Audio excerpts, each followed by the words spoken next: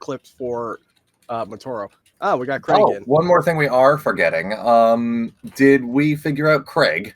Yes, and Craig does record even in the stage. I have tested that. All right, we should probably get him in here now then. He's already prepare for his sultry tones. Nope, he is officially recording us, but he's in the audience. Aw, so we can't hear now. We can't hear the sultry. Exactly. Lame. I'm so sad by that too, but you know what? I tested it. It records us. We're fine. Yeah, as long as it gets the job done. Right. I have tested it with Arc. It recorded both multi-tracks in the Audacity file. We're fine. All right. We will muddle through in that case. Indeed. So I guess who is officially the host here? Because for once, it's not me. It's Gonal as moderator, if you wouldn't mind. Oh, yeah.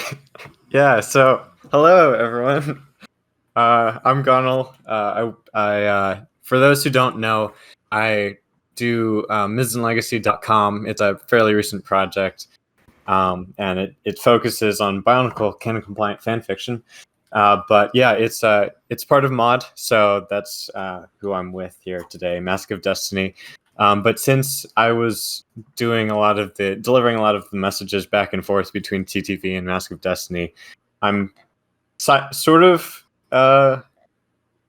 moderating, I guess, but also keeping an eye on the chat and making sure we stay on track and making sure there's a chat, isn't there?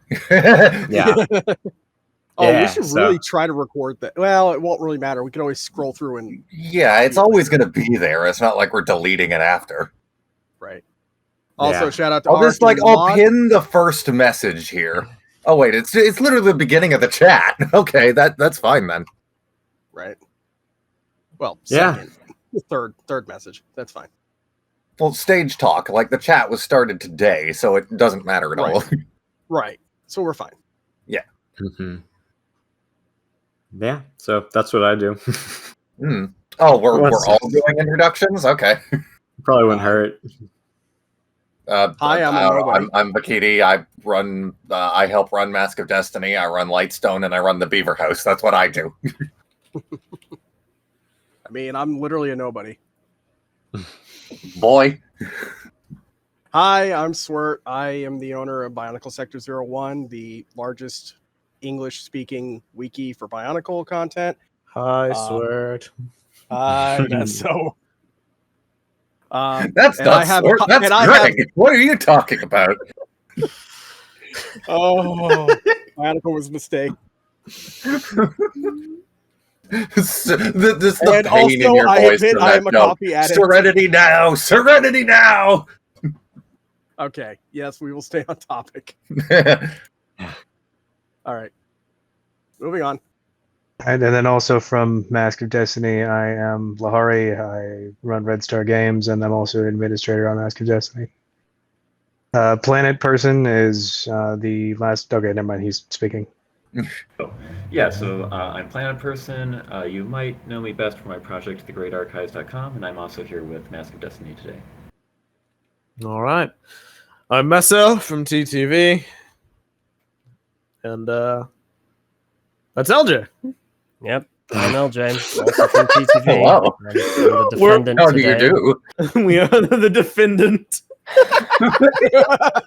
Yeah, I mean, we are here.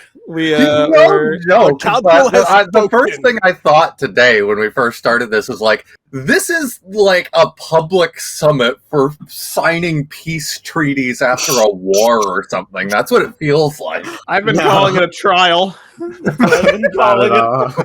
That's the vibe that it feels like is the trial. No, I hope not. We'll see how it goes. I mean, we got an evening ahead of us. This could turn into a whole number of things. It could turn into a carnival by the end. By the end, it's just an Ace Attorney game. So one thing that I would like to get out of the way as a piece of housekeeping before anything actually begins is that purely because of when in the week this is and what time of year it is, we are not expecting to reach anything. At least Mask of Destiny isn't expecting to reach anything massively conclusive tonight in one sitting, in one go. And because the holidays are coming up here in the next couple of weeks, we are more than willing to come back and continue to have these types of conversations after the new year is completed. I Fair think enough. it's also worth mentioning, just real quick, that James from Wall of History is going to be here within the next 20 minutes. He's just running a bit late. Okay. Oh yeah. But I don't got anywhere else to be. I expect this to take a while, so I'm sure people will be able to chime in with voices and stuff. Hmm. Yeah. So, As far as I'm suppose we are- concerned, we are guests in your house, so you may as well set the stage. and Okay. if that is the case, then I suppose we should probably all address the reason that we're all here. Hmm. True. Yes. So, The Once reason upon we're a all time, here. two people loved each other very much. the reason that we are all here discussing things today is mileage. No, it's we decided to over on the mod side of things ask the community how they felt about the canonization contest that TTV has been running for the last 1,000 years, 2,000 years. It feels like it. Yep. It does feel like And it. as a result, the data that we collected was fairly interesting. We've shared that as publicly as we possibly could. We've given our own insights because Master Destiny actually has a couple of nerds within it that can perform data analysis, which is pretty neat. Do we want to take 5 seconds to go over that, or do we just want to send links to the articles? I don't Links think it would hurt are to briefly go over it, but Yeah, I don't think we links should are go in always like good. huge detail right now. Yeah. Probably. Yeah. I'm already links on are the always page. good. There's part 1 and there's part 2. Thanks for having literally the exact same name for both. Thank you kindly. I mean, hey, it's it's all the same subject. So just to briefly kind of illustrate a few things here. Overall, the often repeated refrain that the community does want these contests was, to my shock, actually true. About 60% of the people that responded, give or take, I don't have the numbers right in front of me, said that yes, they want these to continue, and they were fairly adamant about that fact. I suppose it is accurate to a certain degree, especially in this case specifically, to think that the folks that go against the grain are louder. However, there are a couple of there were a couple of points that could have used improvement or clarification, or there's a lot of write-in analysis also that went with it that I think illuminated a lot of people's opinions on how the contests have been run so far. Mm-hmm. Yeah, so when we were interpreting that, we did our best to go through and figure out what the best categories were for each of those, and we sorted them into those. But if anyone gets the chance, it's very fascinating to go through and read them all individually because there's a lot of nuance in their answers too. Very true. I remember browsing through it very briefly, and I'm like, wow, that's a thing. Lots of people want Christian Faber to help. Yeah, he was a shockingly common write-in. I mean, you got to Am I allowed understand, to make one Meso. joke about that, or are we going to let it go?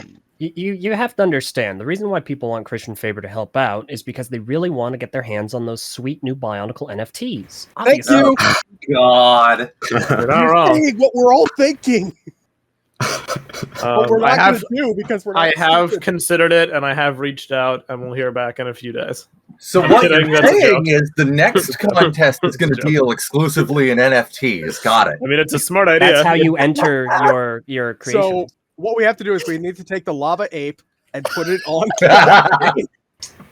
Okay. Sorry. So now, okay. So you guys ran the poll.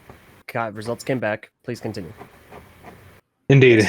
So ultimately, the overwhelming, from our perspective anyways, consensus was that more collaboration, more inclusivity, just across the fandom is something that people do want.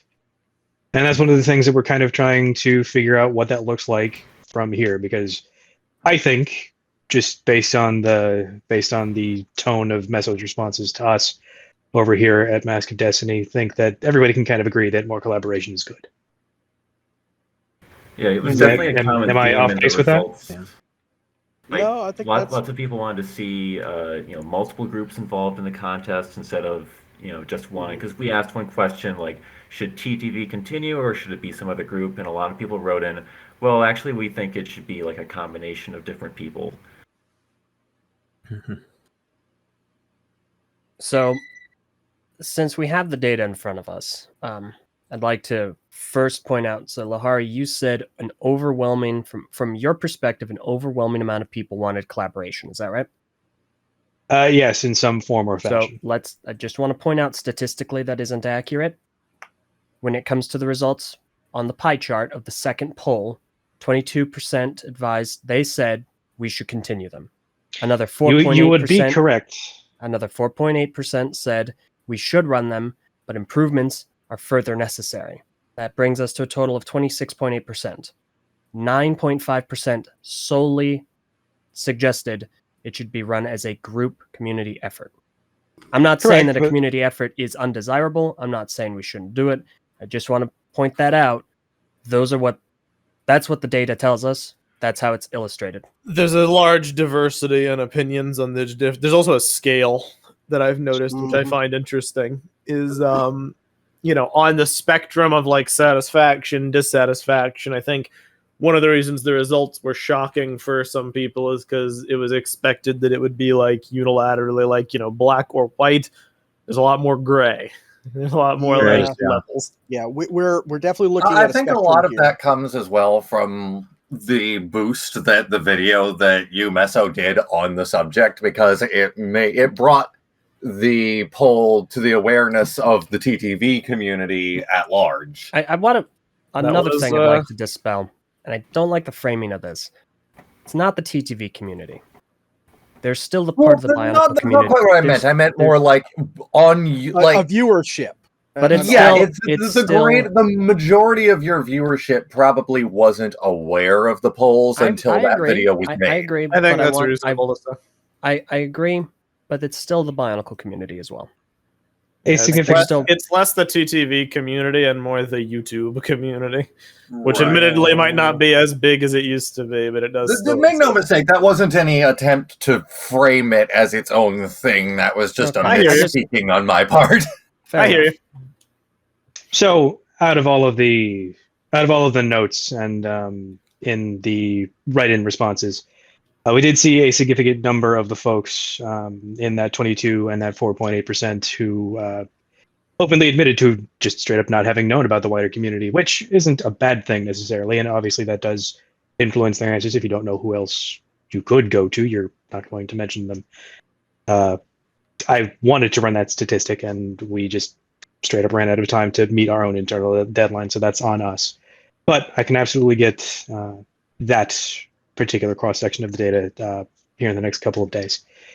Either or, roughly about an equitable amount either said TTV continue, TTV run with improvements, different group altogether should run the contest, or that it should be a group community effort. The folks that decided to say no more contests should be held at all also were not insignificant, and I only found out later that the WordPress is what we use for our website. Yeah. The WordPress function sadly did not save a highlight that I put in mentioning that while we did want to represent the folks that specifically said, no, we don't want these to continue any further, the question one, which was, do you want these to continue, made it so that it wasn't really feasible to action anything even related to stopping the contests entirely, at least at this point. So I just want to put that out there for clarity's sake. Right.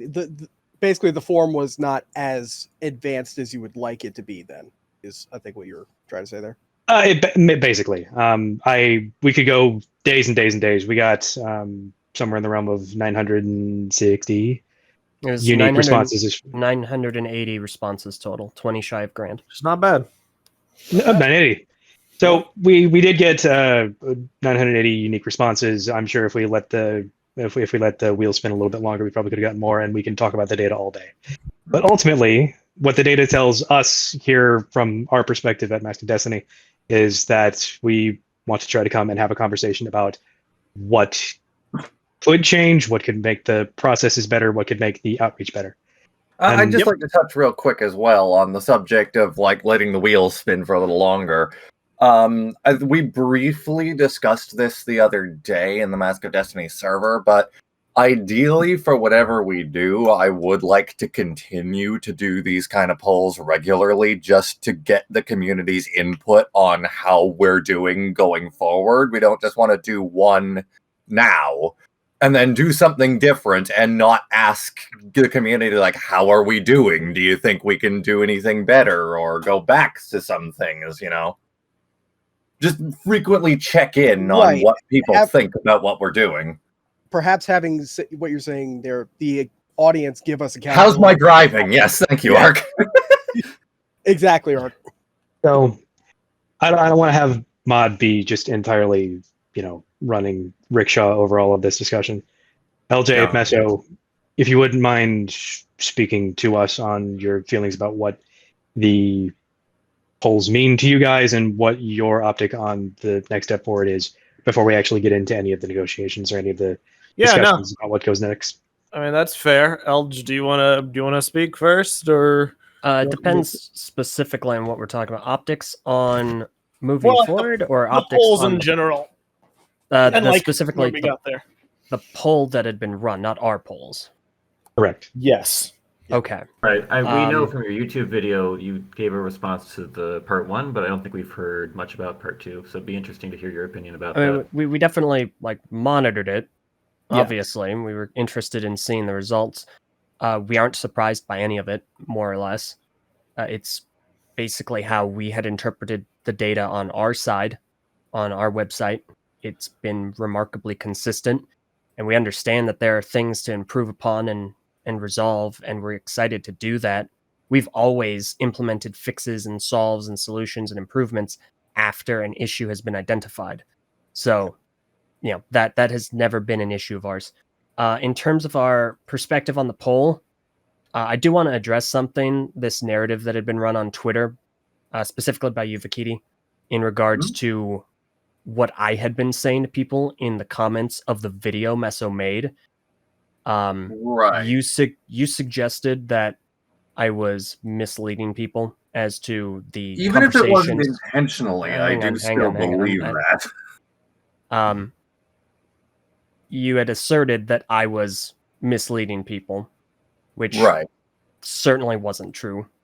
What I had said, I was responding to comments, just pure and honestly, just talking to people and answering questions where I could. And let me go ahead and for those who aren't really in the know about that, it was something on. I forget the exact details right now off the top of my head, but it was something along the lines of, LJ, you were telling people that we had never reached out to you when in fact we had. That's not what I said. And that's why I want to contest this. Because Travdump on our comments said, why is this poll structure somehow more abusable than your boards? Aren't you all in conversation with MOD and can get a good look at the results? What I responded with was, they made this without consulting us at all. We have no hand in it. I didn't say you guys never reached out to us. I said you guys never consulted us about the poll, which is true.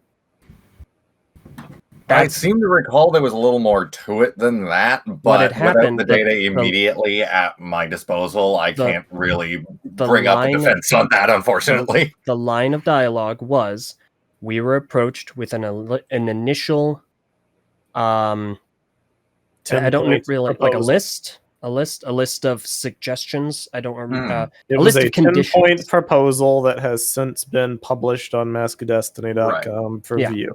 We were sent that. One of the proposals was to have a community-wide poll put out. Meso responded. He was like, hey, we're really busy right now. We appreciate it, but we're going to kind of just focus on our stuff right now and get this all squared away, because we were still trying to get the Haga contest done. And right after that, the poll went up. So, I mean, for specificity's sake, the wording is viewable if anybody wants to check it. It was a deliberate proposal to conduct a survey of the community after the conclusion of the Haga contest. And when I replied, we were very in the midst of finally closing the Haga contest, finally like vetting the entries, setting up the polls, trying to conclude it. And I wasn't too crazy about entertaining big scale conversations about like the future of the contest whilst also juggling the current contest.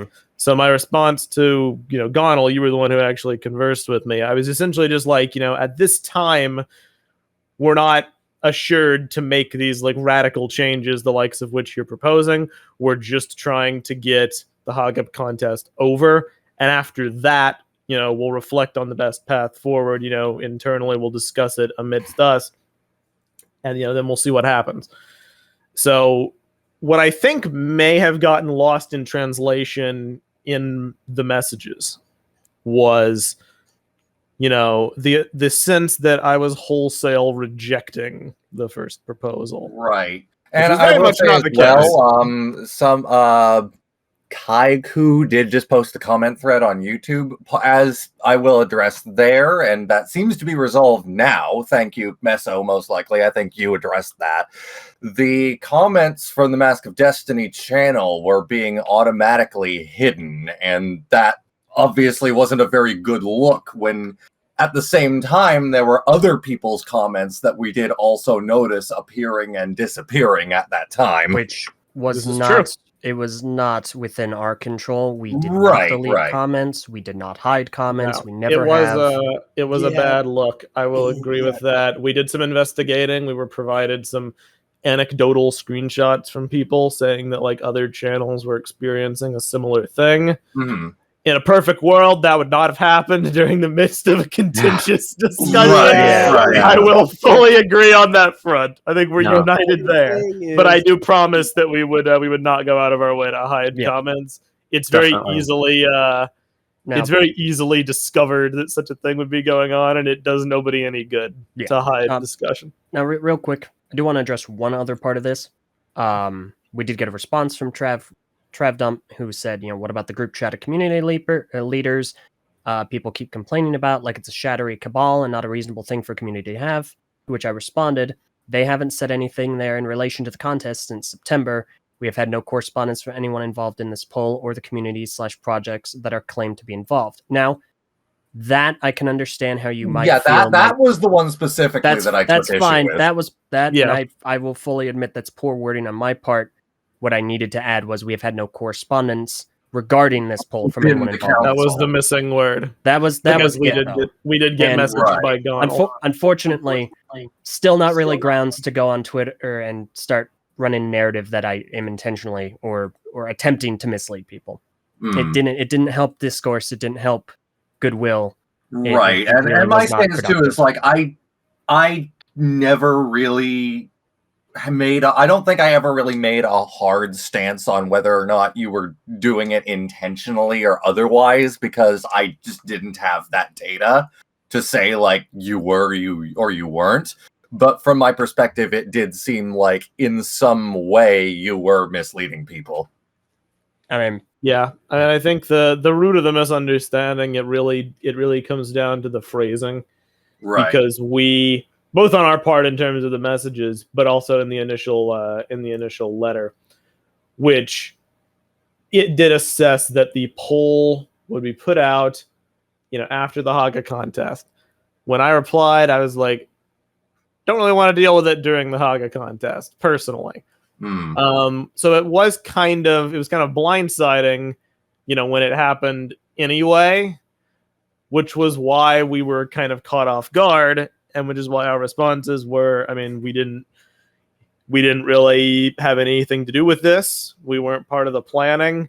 As far as I'm concerned, the proposal and then the contest, and then the survey being held anyway are two very different things, because they're very like context dependent. Right. And it's why some stuff got lost in translation, like in my initial video when I had been, when I had messed around with SurveyMonkey, and I thought, for instance, that you couldn't, vet duplicate IPs, which you guys put out a statement and were like, no, we very much can vet duplicate IPs.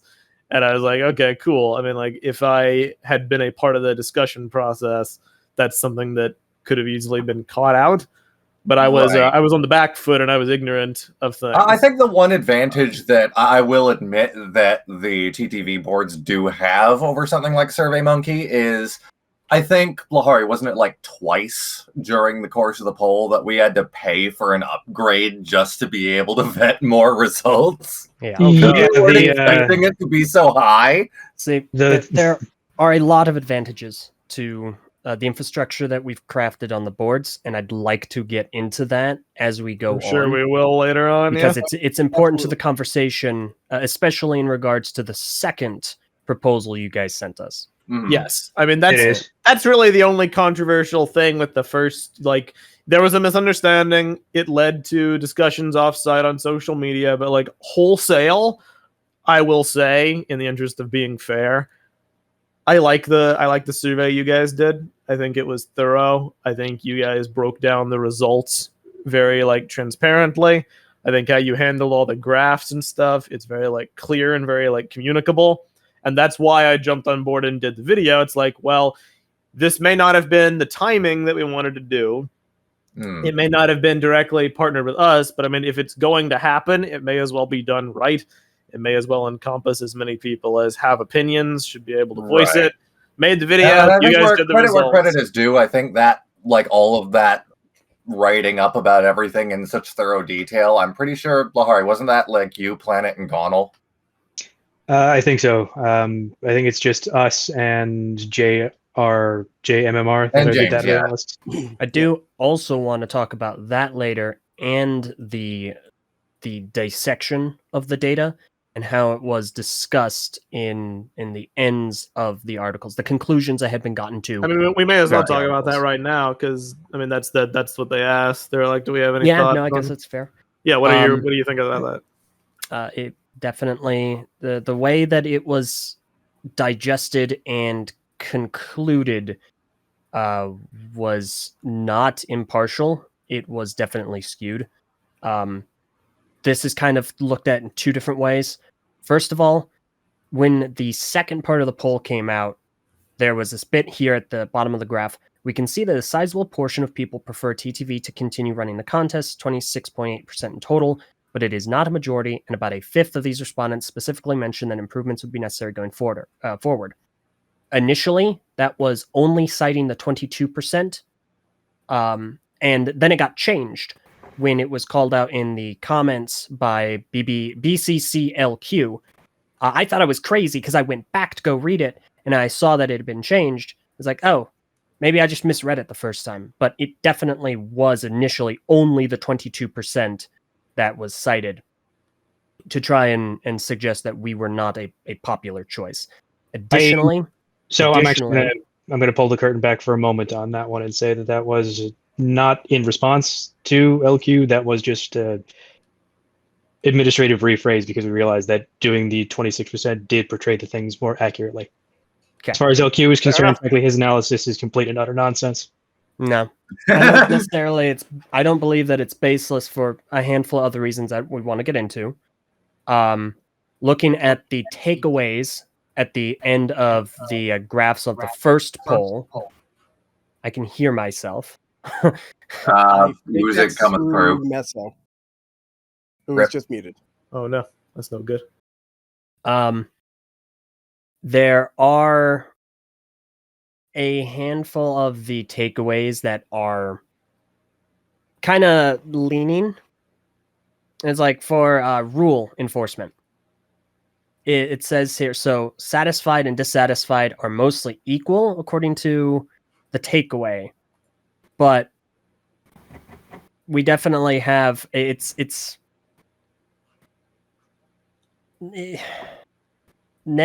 positive was 36.2%, negative was 39.9%. How was this neither satisfied nor dissatisfied factored into this? I would presume it was completely disregarded. Yes. Yeah, for the most part, they were good to have, but we weren't.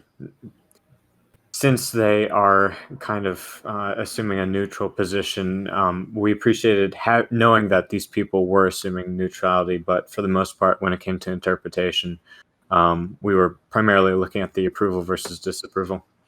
And this Okay. is the And- pitfall. Yes. Because when it comes to polls of this sort, I mean, I don't really want to spend all day talking about this because, I mean, you said it yourself earlier. We can quibble about this all day. But unfortunately, when neutral responses are allowed in any capacity, a lot of people are going to be fine with the status quo or not have an opinion that strong. And that's going to skew results. The ToaArcan in chat puts it pretty aptly, in my opinion. Neutral response guaranteed to skew results and be completely pointless. If you have a neutral opinion, you're stating you don't have an opinion, so it's not relevant to the data. Well, and that's the point of subjectivity. Because now on this second poll, this pie chart, we have 26.8% in support of TTV continuing them, and 27.6% of people who gave no response or were indifferent. Do their opinions not factor into this? Because that is the largest percentage of respondents to this question. That is correct. However, because they declare neutrality, you could count them for you, or you could count them for us. They don't have more or less. Yeah. So effectively, we would have to. Let me say this. Go ahead. Sorry. Mostly because I haven't talked much. I would say if we took that number out of the pie chart, we would have to then recalculate everything and figure out a better number otherwise of actual definitive answers. That's true. What I'm reading from this is that their biggest issue is that we calculated neutral results on one part of the poll, but not on the other. Is that correct? My issue is I would not have counted neutral at all personally. If I had been consulted about this, my feedback would have been do not make these things, or at least that specifically, an open, optional answer.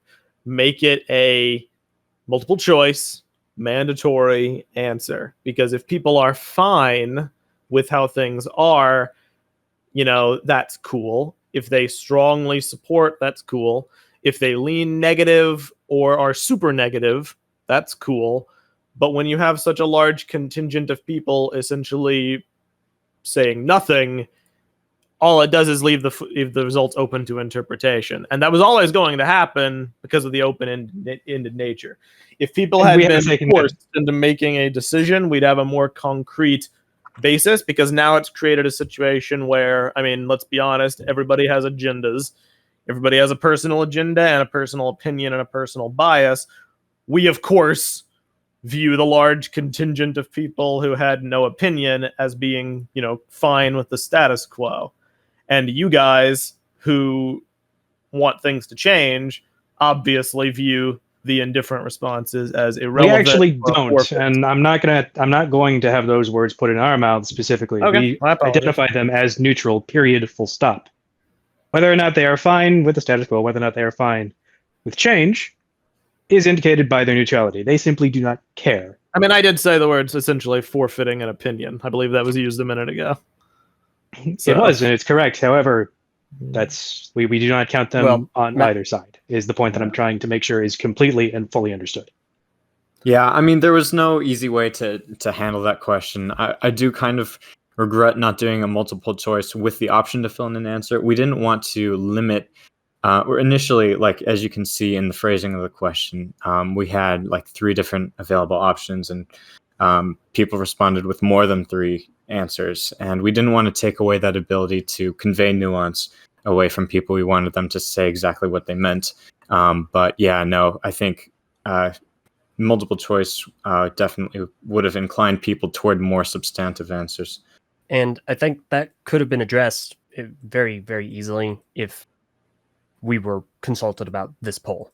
Because we would have been fine, like, talking to you guys and working it out to come to the best conclusion and the best way to disseminate, So ultimately, as data. far as that's concerned, we did internally, and again, to pull the curtain back just a little bit, we did take Meso's response as discussions were simply not on the table. At that time. They weren't on the table at that time because we took it as an understanding that there was not any. I understand, but that's why if it wasn't on the table at that time, it should have been made more clear that it was just a temporary. We don't have time for this. I thought I made it pretty clear, but I'll accept that things could get lost in the shuffle. That's understandable. It was. We saw specifically. It was said, as I recall, you put a lot of thought into this, which we appreciated. Yeah, but then also we'll discuss this and work on it internally. And thank you for writing this up. And we saw internally as meaning that TTV will continue as its own thing. It'll continue independent of everyone else and our feedback and our community. And we figured that the next thing to do was to get an honest sense of whether or not people, do prefer TTV, whether they would rather changes to be made. We just wanted to make sure we had an accurate assessment of whether or not it was worth saying something and moving something forward, or just remaining on the sidelines. The issues thereby, in which that's all perfectly reasonable, perfectly understandable. Right. Obviously miscommunications have happened during this. It happens. Fair enough. Our channels of communication have always been open, and so to put it this way, no one's ever stopped doing something because we've asked or said please, no once. Always something. No matter what, further attempts have always been made to do something, whether it be positive or negative. The wheels of life keep spinning, etc. Yeah, and so it's by all means, continue to try and work with us. We're kind of just massively under the gun. This year has obviously been a bit of a whirlwind, especially for us. We've been trying to get the contest done. I just released a video 2 days ago, which factored into the delay of the first portion of the Haga contest, because Meso and I were in the same place. We were literally working on that video. It was an incredibly grueling physical task. You've been working on that since well before 810 too. Yeah. I know. Yeah, it's unfortunate. April, May, somewhere around there is when you filmed It's been an incredible undertaking. It's been a huge project. It definitely screwed with things internally a lot. Don't get me wrong, your video, I love it. I'm not saying that to decry it, but it took a big how much things did get delayed. That video was supposed to air on 810, and it got replaced with the panels. Potentially. Yeah. It was in the schedule up until the last few weeks. I'm glad I didn't try and force it through, because it obviously needed more time. And I'm very, very content with it. It can be we can just, while we're on the topic, the Haga contests were started back in May. Yeah. Right. Wasn't it May? Your entry list was posted in May. Let me. Okay. If the entry list was in May, then it was May. Yeah, it was started in May. Well, it's December right now, and they still haven't officially concluded. Although almost, we're just, it's out of our hands now. We need to go. We're gonna go ahead and reach out to Greg one more time. Unfortunately, we sent it on a Monday, which is the beginning of the work week. So usually whenever we send messages at the beginning of the work week, they get kind of swept away. We sent it on the weekend, which is even worse. Okay, my bad. That's another thing, a bit of a tangent I won't go too far on, though, but if you guys are having trouble getting a hold of Greg, I've always been of the mind that he should be contacted via LinkedIn, because at least in my experience, he always responds within a day. We can do that, but it's never been an issue because we don't talk to him regularly, and he will usually respond to us. It's not because there's been this kind of narrative running around recently that Greg is ignoring us, or that he finds us annoying, which is very factually incorrect. That's not how it is. It's just a matter of scheduling and the time that we send emails. The meme is based from an old email we sent him about mask variants, which I'd love to talk about later when we talk about contest rules and stuff, because there's a lot of stuff gets attributed to us that we don't ourselves believe, but we'll get to that later. Yeah, that's fine. In essence, if we could run back. Yeah, run it back. We get the thing that happened with the polls. And, for what it's worth, I will say, I am sorry if I gave the impression that I didn't want to talk. I'm totally fine with talking. I appreciate talking. I get annoyed when people don't open lines of communication. I get very annoyed. So, you guys did outreach. You guys did it.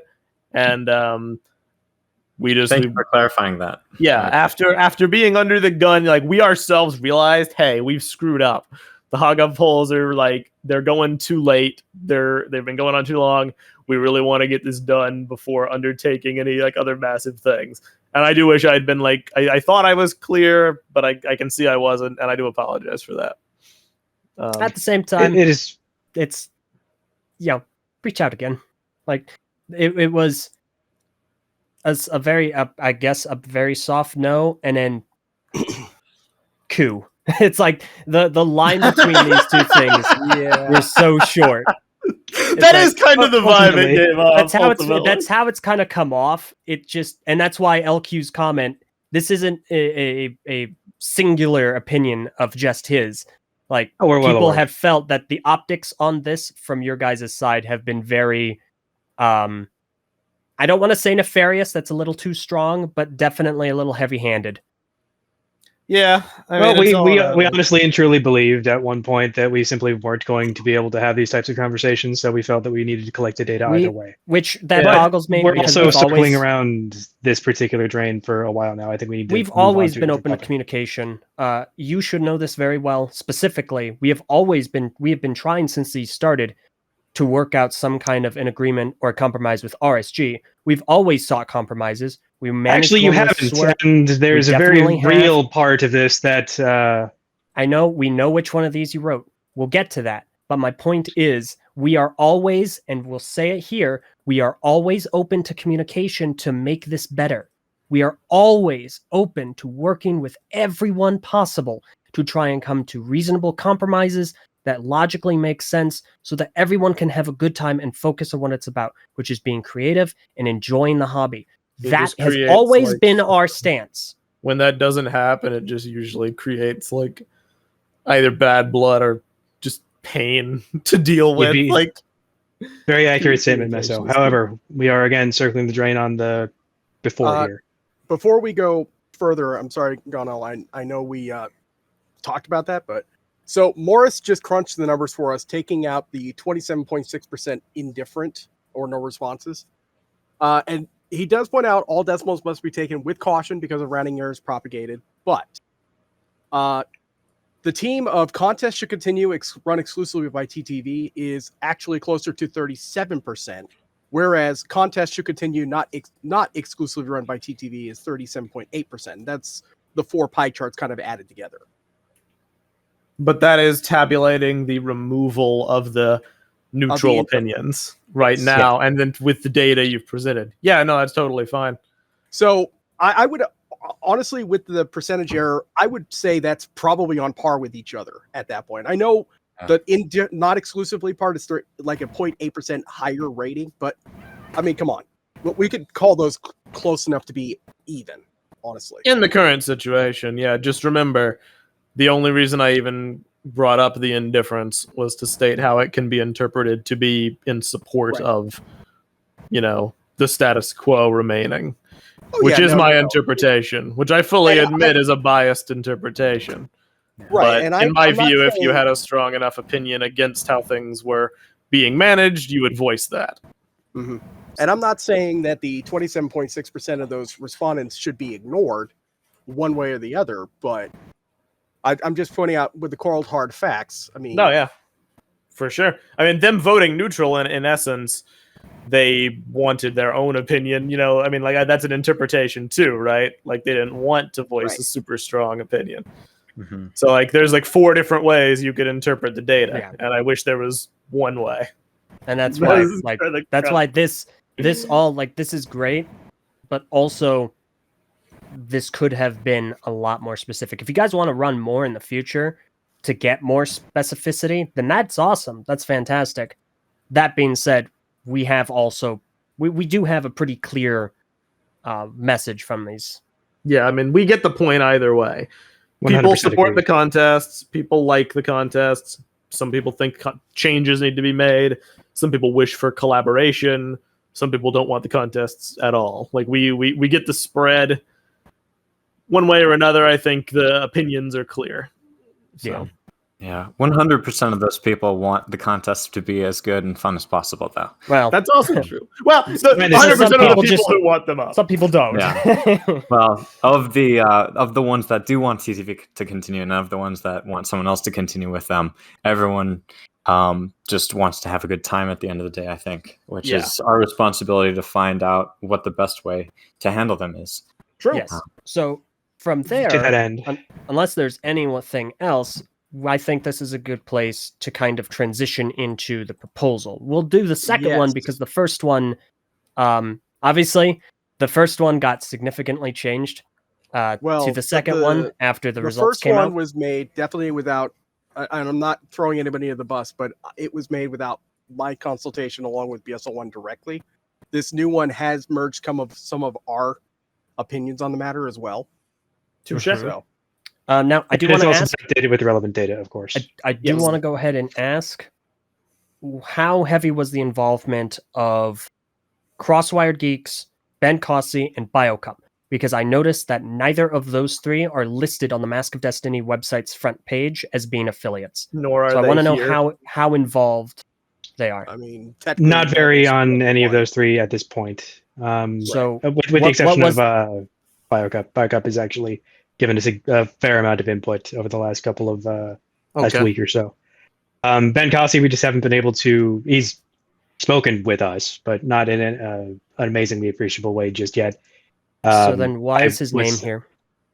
Personally, I was against adding him. We're just in talks with him to see whether or not he's interested. Because that does a disservice to the transparency of those viewing this, and it does a disservice to him in case he doesn't want to be associated. I've talked to Ben before. Ben is a phenomenal guy. I know he Ben is wouldn't wonderful. sign off on something like this unless he had thoroughly investigated it and reached out to either Meso or I, because he's just genuinely, like, if there's one guy I could suggest to represent the community, the best it can be, it's Ben. Pretty 100% wholesome. him. He's Wholesome dude. fantastic. And so this is a huge disservice to him by just adding his name to it if he isn't thoroughly involved. We are in the process of figuring out how involved he would like to be. Okay. Fair enough. All right. Yeah, that's good to get that sorted out then. Yep. But yeah. And make a matter of record on that one. I'm not sure exactly why he's being listed right now, but BioCup had a bunch of their staff come by. Again, about a week ago, maybe a little bit longer. My perception of time is a little bit screwed up right now. Touche. To give their inputs and obviously come in from the mock side of things and say, hey, this is what we think. These are our inputs on what you had at the time, and we've updated based on what they've told us. I don't know how much input Crossfire Geeks has actually had, if I'm being honest. I don't remember seeing that part of the conversation.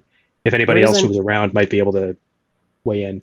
The reason I ask is because obviously their representatives aren't here. Well, okay, so Traganuva Apparently, here. Yeah, Traganuva apparently did have some input per. Traganuva JSL. is at least is present and listening. The other two I don't believe are, and so I just wanted to know, as in terms of representation, representing those projects and communities. Yeah, we just want to get it all like clarity.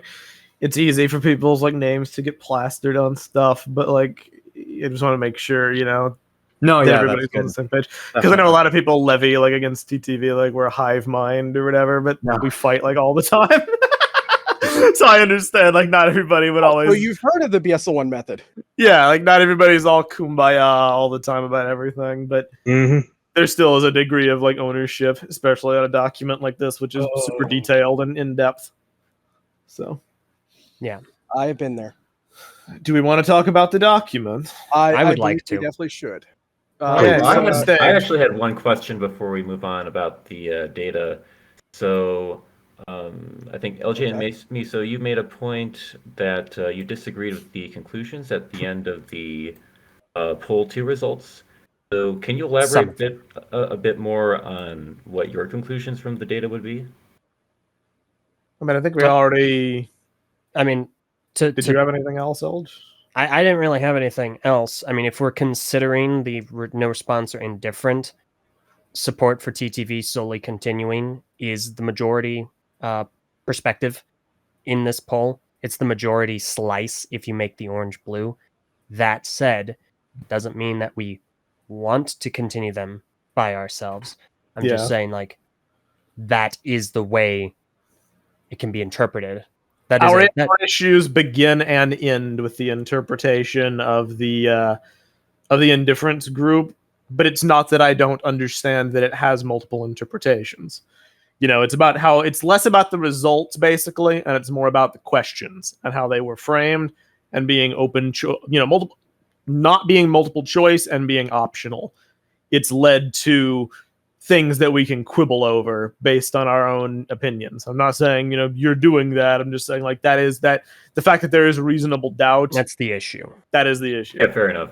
Yeah, That's so we it, discussed though. this a bit. All right, everything else, we should probably Yeah, wrap up here and get into the document, because I know for a fact there's a lot of people getting a little antsy about it. Well, we have a lot to discuss anyway, so that's fine. Yeah, no, this is going to be a mega discussion. I don't Yeah. mind. So, For what it's worth, go I don't ahead. mind. I got all night.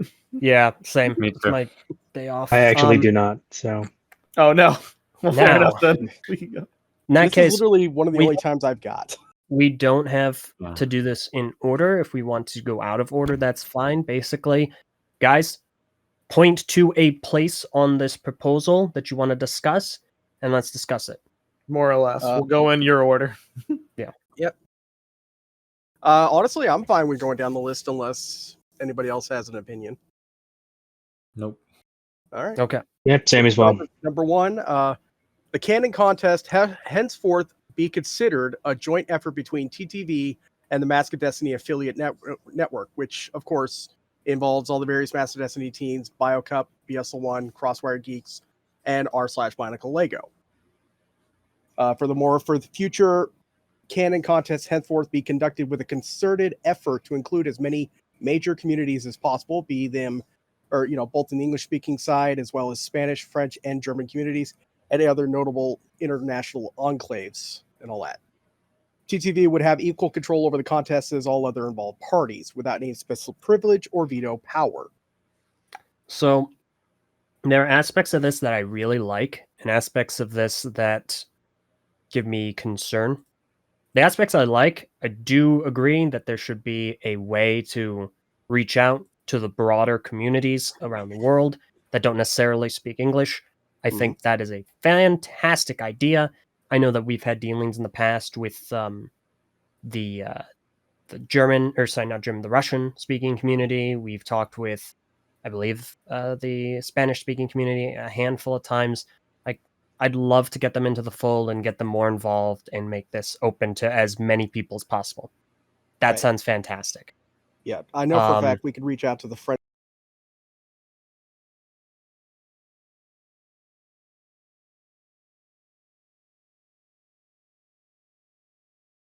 community, but True. So Very true. all of that would be great. may have had something to do with his choice being there.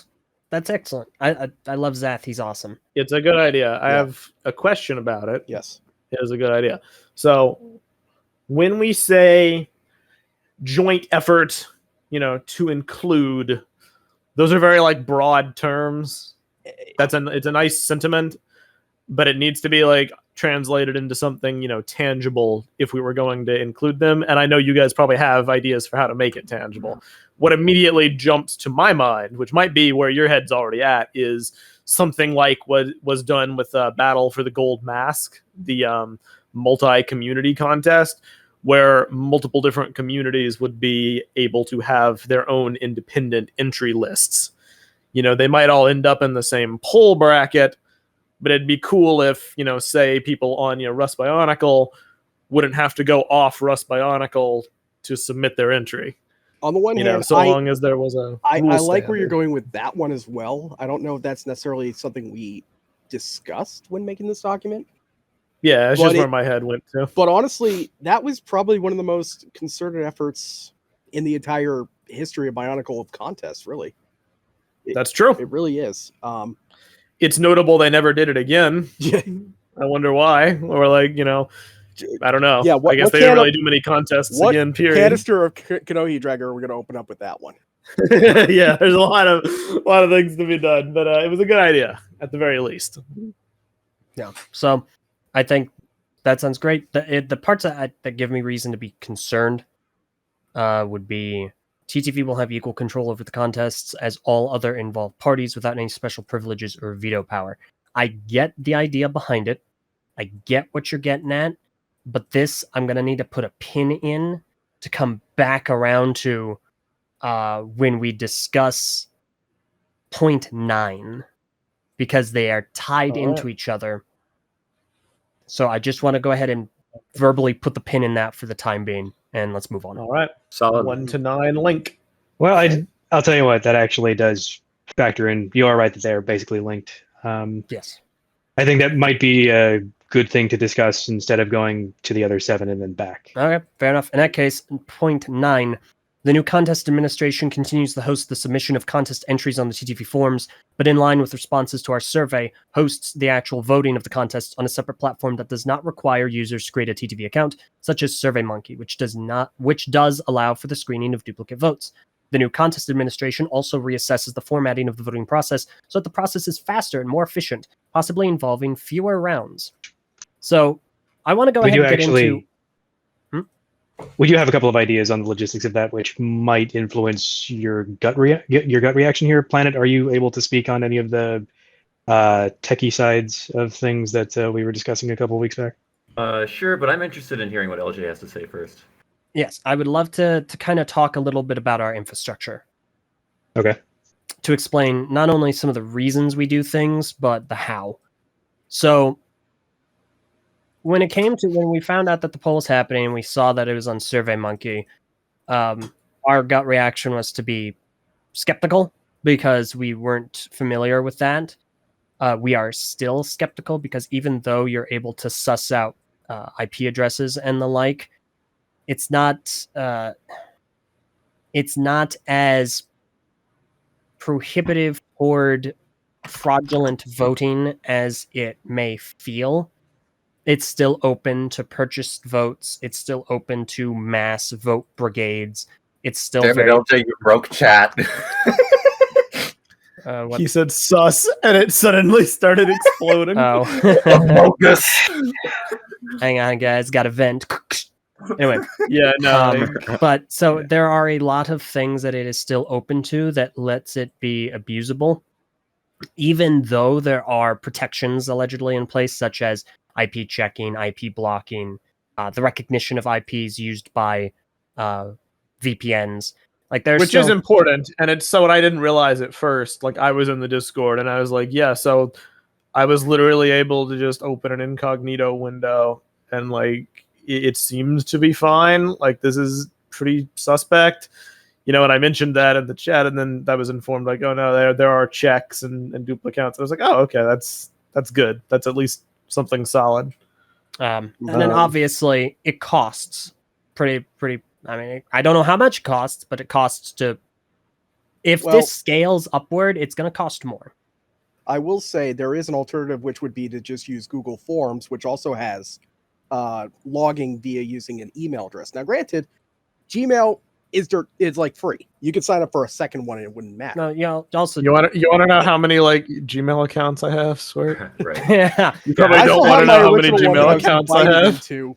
Back when I was still we're bordering on triple digits from from like my 11-year-old days. But and see, that's the thing. So on the TTV message boards, the way it is right now is you need to make an account, you need to have an email, you need to have a verifiable email, and you need to be 13 years or older. Which I will say, I was more than happy to continue having the polling done on TTV boards, though I kind of wish there was a little more availability to that. I'm going to get into that. I'm not done yet.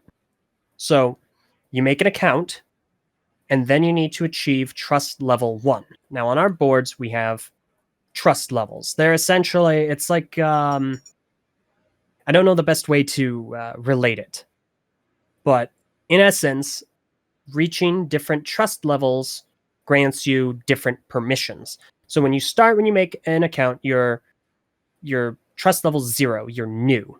You can't send private messages. You can't reply to as a new topic. Cannot tag posts. Can't post any images. No attachments. Can't post more than 2 hyperlinks in a post. There are a lot of limitations and restrictions. To get the trust level 1, which is basic, You have to enter 10 topics. You have to read at least 50 posts, 50, and you have to spend a total of 30 minutes, 30, reading posts, reading them. So the reason why we did this, because in order to get trust level 1, when you hit trust level 1, it opens a lot of options up to you. You get to do a lot of things. And then you also get to see the subform where the voting takes place. And the reason for that is during the first contest, Hellrix, we started running the polls for the mock contest. Obviously, it was a mess. We know. We've made improvements, this being one of them.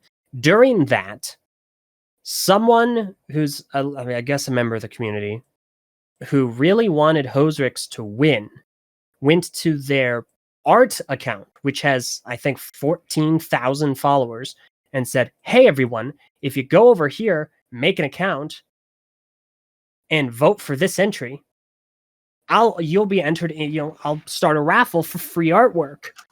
So we just got an influx of accounts voting for that for that entry on that person's behalf.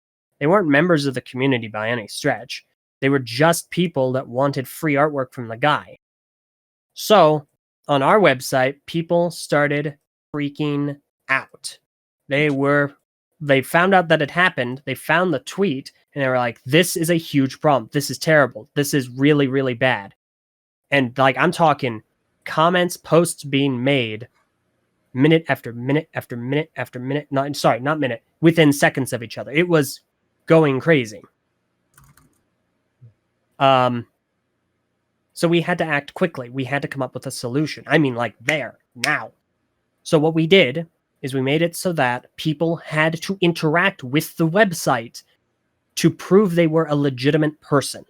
Because you're not going to go to a website where you have to spend half an hour being on it in order to make one measly vote if you don't care. It's too much work for a low effort, meme. Yeah. And in the moment, I do understand that. But if you have more of them, please continue. I do have a rebuttal here. That being said, so what we saw, it was a dramatic drop-off. It was dramatic. The amount of fraudulent voting that we ended up having from the first contest after we made that change dropped just so much. I don't have exact statistics right now. We haven't crunched the numbers. We've been a little busy. No. But it was unbelievable.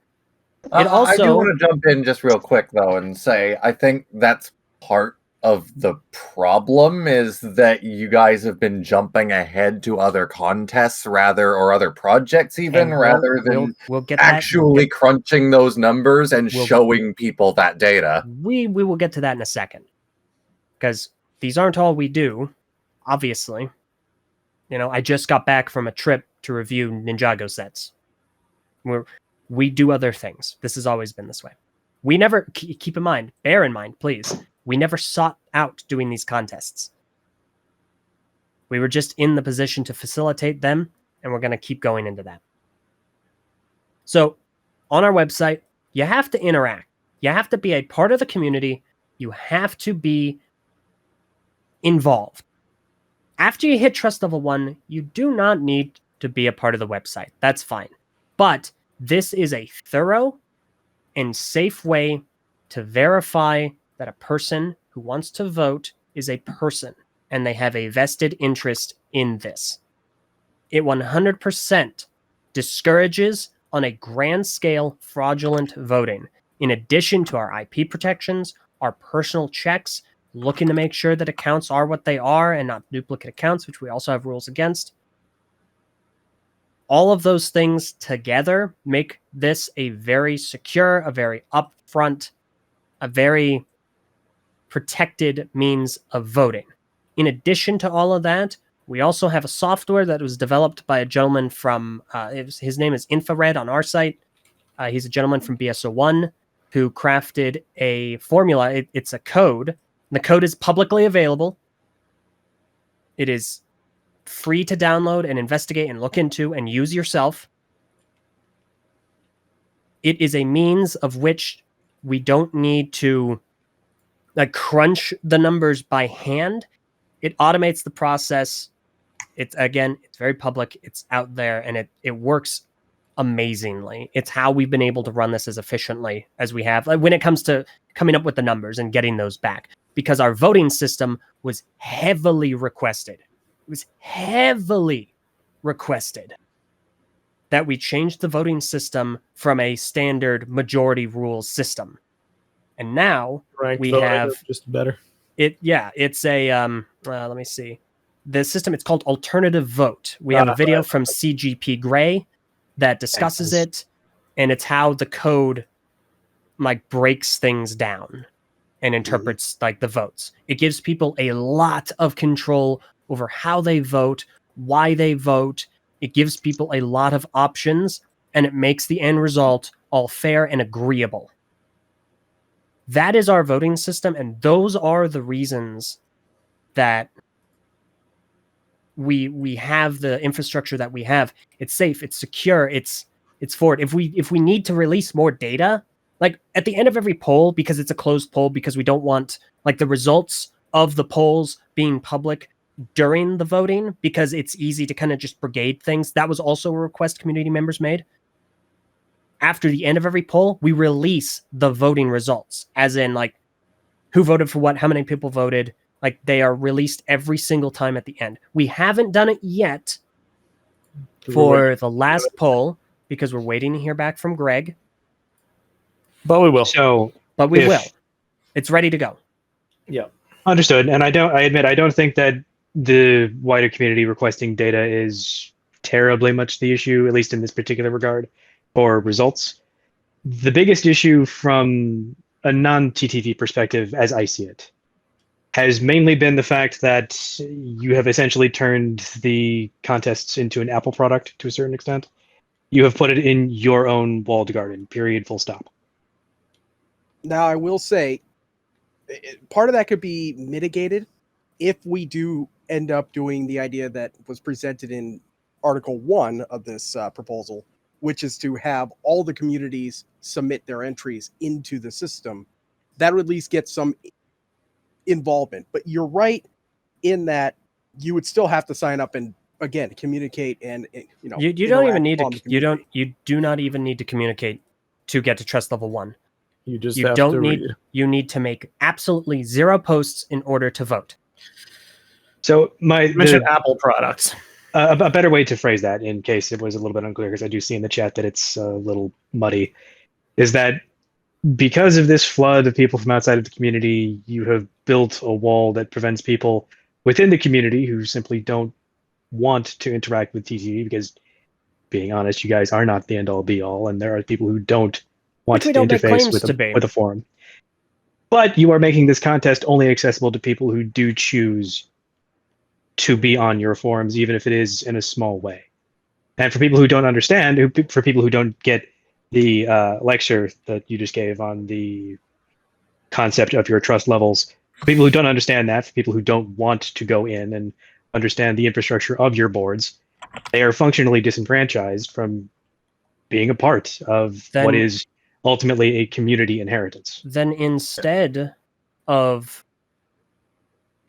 giving instead of downgrading to a less secure, less trustworthy voting system, why don't we as a community work together to make clarifications, to make the system clearer to everyone so that it's better understood across the board so that we can get more people involved? Because having if this system was on literally any other site, you guys wouldn't be complaining. The only reason that you had to take issue is because it's on our website. The problem is we're not trying to keep others from going anywhere else. That isn't the goal.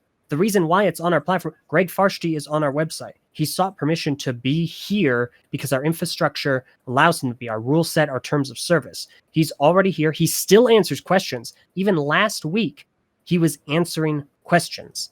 So he's still around. So my point is, it's a secure system, and if we need to help others get involved just so that they can vote, then let's work to do that. That's not an adequate solution for people who do not want to engage with your platform. You are holding something that belongs to the entire community on your platform. That is the issue. Our platform is for the community. The platform is for your version of the community, and I understand that might be a little bit difficult of a line to draw for some Version folks, of the but I need you to community. understand that We're people getting live outside of your forums. Okay, but our community isn't our version of the community. It's part of the Bionicle community. There isn't ours, yours, us versus them. That's why We I are made all that specification subsets. at the beginning of this conversation, because it's not our audience. It's the Bionicle audience. It's the Bionicle community. They're just in different places. And I'm not saying we need to section them off. That's not what's happening. You cannot participate in these contests without coming to you. That is inherently an accessibility problem. You can't access the comments the contests unless you go anywhere. You can't vote on BioCups or intra-BioCup stuff unless you have a Flickr account. Like there are The things thing that are is that gated. BioCup contests are also only a BioCup run thing. They don't belong to the fandom like something that is They don't claim Canon to be does. anything more than they are.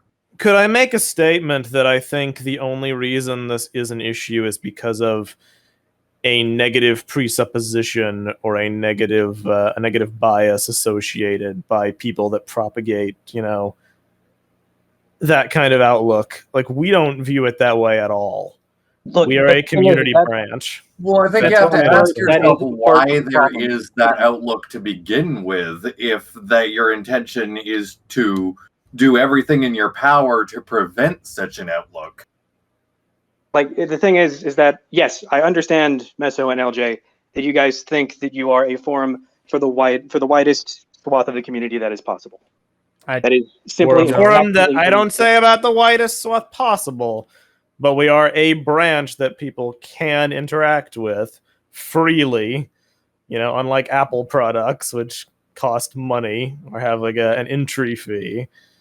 We are But that's free not to really engage the with, thing- as the well thing as here is on various levels. I personally think we are going to have to agree to disagree for the moment and come back to this particular article at another date, because clearly we need to figure this out. No, this needs to be discussed. Well, I don't I have mind a that in couple the comments conversation. if it's all right. Yeah, shoot. So I think it might help to understand the rationale of why we included point number 9. And so I listened to your comments about preventing vote brigading, which I think is actually really important and something I wasn't fully aware of. So I think that's a fairly strong argument in favor of holding it on TTV. And my personal opinion is I don't really mind so much which particular platform it's hosted on, as long as functionally it's secure and works well. I'm more interested in the technical details and the optics of which particular community hosts it. And but one of the reasons that we included point 9 is that we saw some people mention in the survey that they actually disliked the fact that you need to earn trust level 1. They thought that it was a little bit too much effort to actually cast a vote in the contest. But it sounds like, based on what you said, maybe it's okay to veer in the direction of making it more difficult to vote rather than easier. And So see, what do you think about that? the reason why we did that again, and see, because the frame to really quickly address something, I'm not saying we're the only community. I'm not saying we're the largest community. I'm not saying that we're the end all be all of any community. I'm just saying that as we are a part of the Bionicle community, the members of the TTV message boards are not just our community. They are also members by inherently being involved online and engaging with Bionicle, as with everyone's. And the reason why it's on our platform is because it is a secure, thorough infrastructure to allow for the safest, most secure means of voting in these contests, to make them open, honest, and fair. If you're talking about us as content creators, our content is our YouTube channel. Mm-hmm. I would wager the majority of people on the TTV message boards nowadays do not actively follow our YouTube channel. And that's a statement I make without proof, but that's the vibe I get from the discussions and the faces I see in our YouTube comments. I do just want to say, before we continue on, in regards to the the contests being held on the message boards. Like, my opinion on that varies depending on the exact part of the topic we're discussing, but I want to point out that, Meso, you said earlier that, like, you are a community that the community at large can interact with. Yes. That doesn't really take into account that for the contests, it is a part of the community that they must interact with. They don't even It's have not to. a can or can't. They have to if they want to participate. Well, there's And- also levels to interaction. You know, Yeah. getting trust level 1 requires no direct interaction. It requires read time. Voting But can it be does done without require posting. that somebody ultimately go out of their way to create an account and go through the boards for at least a half an hour. And ultimately, you're right. That is true, and we can quibble for days about So the I think the intensity core- of that. The core of the issue from my perspective and from the Key's perspective here is that you must go to the TTV message boards specifically to interact with something that belongs to the entirety of this fandom. I mean, it'd be must anywhere you had it. SurveyMonkey, you that's- must the thing find is a link. that part of the suggestion here is that it be moved across everybody, not just to you, not just to BSO1, not just to name a place. That there be methods of voting accessibility put across as many parts of the fandom as we can possibly reach. Not just within the English-speaking world, obviously. We want to hit the internationals too, because they miss out on a lot of stuff. Just overall, because Greg doesn't speak Russian, Greg doesn't speak Spanish. He might speak Russian. He is part Russian. So I think there's two questions we're circling around here, right? So one, on the one hand, we want the contests to be secure, and TTV has good infrastructure set up for that. But on the other hand, there seems to be a problem with having the contest held exclusively on the forums, and that's more of an optics problem rather than a technical or security problem. That's So- certainly the It's not vibe just I'm a getting. problem. That's not just optics. It is It's an not optics never- problem, 100%. Because the optics are that being quote unquote forced to quote unquote interact is an intrinsically negative thing. I mean, it Or is at the very least, it is an effort. You're that you're is- trying the angle that seems to be made here is that you're trying to suggest that the members of our boards are not there's something other. They're other members. or they don't accurately no, no. represent That's the not- community. I'm not saying that's intentional. I'm just saying that is how this is coming off right now. That There is- are people that's on the not an boards excuse, that are though. busy power users, BSO1 users, BioCup I users. don't think we're Flipper trying to. I don't think users. the point we're trying to make is that your board members are not representative of the community at large. I think it's the exact opposite, that your boards are not adequately representing everyone else. Okay, then let people come over and vote. But We're not Once they don't want to deal with your board infrastructure, it is cumbersome. It is a pain in the butt. Whenever the only thing that they want That's to a matter make of sure opinion. it's secure. That's a matter of opinion. Yeah, I Plenty mean, of people we're always use the going to have boards to just make fine. So yeah, we're always going to have to the- make a trade-off between the ease of casting a vote and security. security And of it sounds it. like security was a pretty significant problem in the Helrix. It was. Contest, It based on was a what LJ huge said. issue, and changes were heavily requested, and we made changes to make this the most thorough, secure means of voting that the Bionicle community has frankly ever seen. So one of the ways that I have a quick question for Shoot. TTV. So, if hypothetically we set up a different platform, and don't worry about the difficulty of potentially setting that up, if we instituted some sort of barrier in terms of voting, like you had to prove you were human, you had to perform some sort of CAPTCHA or two-factor authentication. If we had something that was kind of equivalent in difficulty to what TTV currently has, is that something you would consider accepting? I would consider accepting it depending on. I mean, we see it. It's leading in the sense that we haven't reached a conclusion moving forward. So I'm not saying you're like leading a question. I'm just saying like the question presumes that we can come to an agreement on leadership and handling. Yeah, it's just for the sake of argument. Yeah, no, I get you. I'm certainly not opposed. It would just need to be equal, if not greater, to the infrastructure that we have now. Another thing worth considering is cost. We pay for the message boards. Like every month, we pay for it. We also pay for our domain.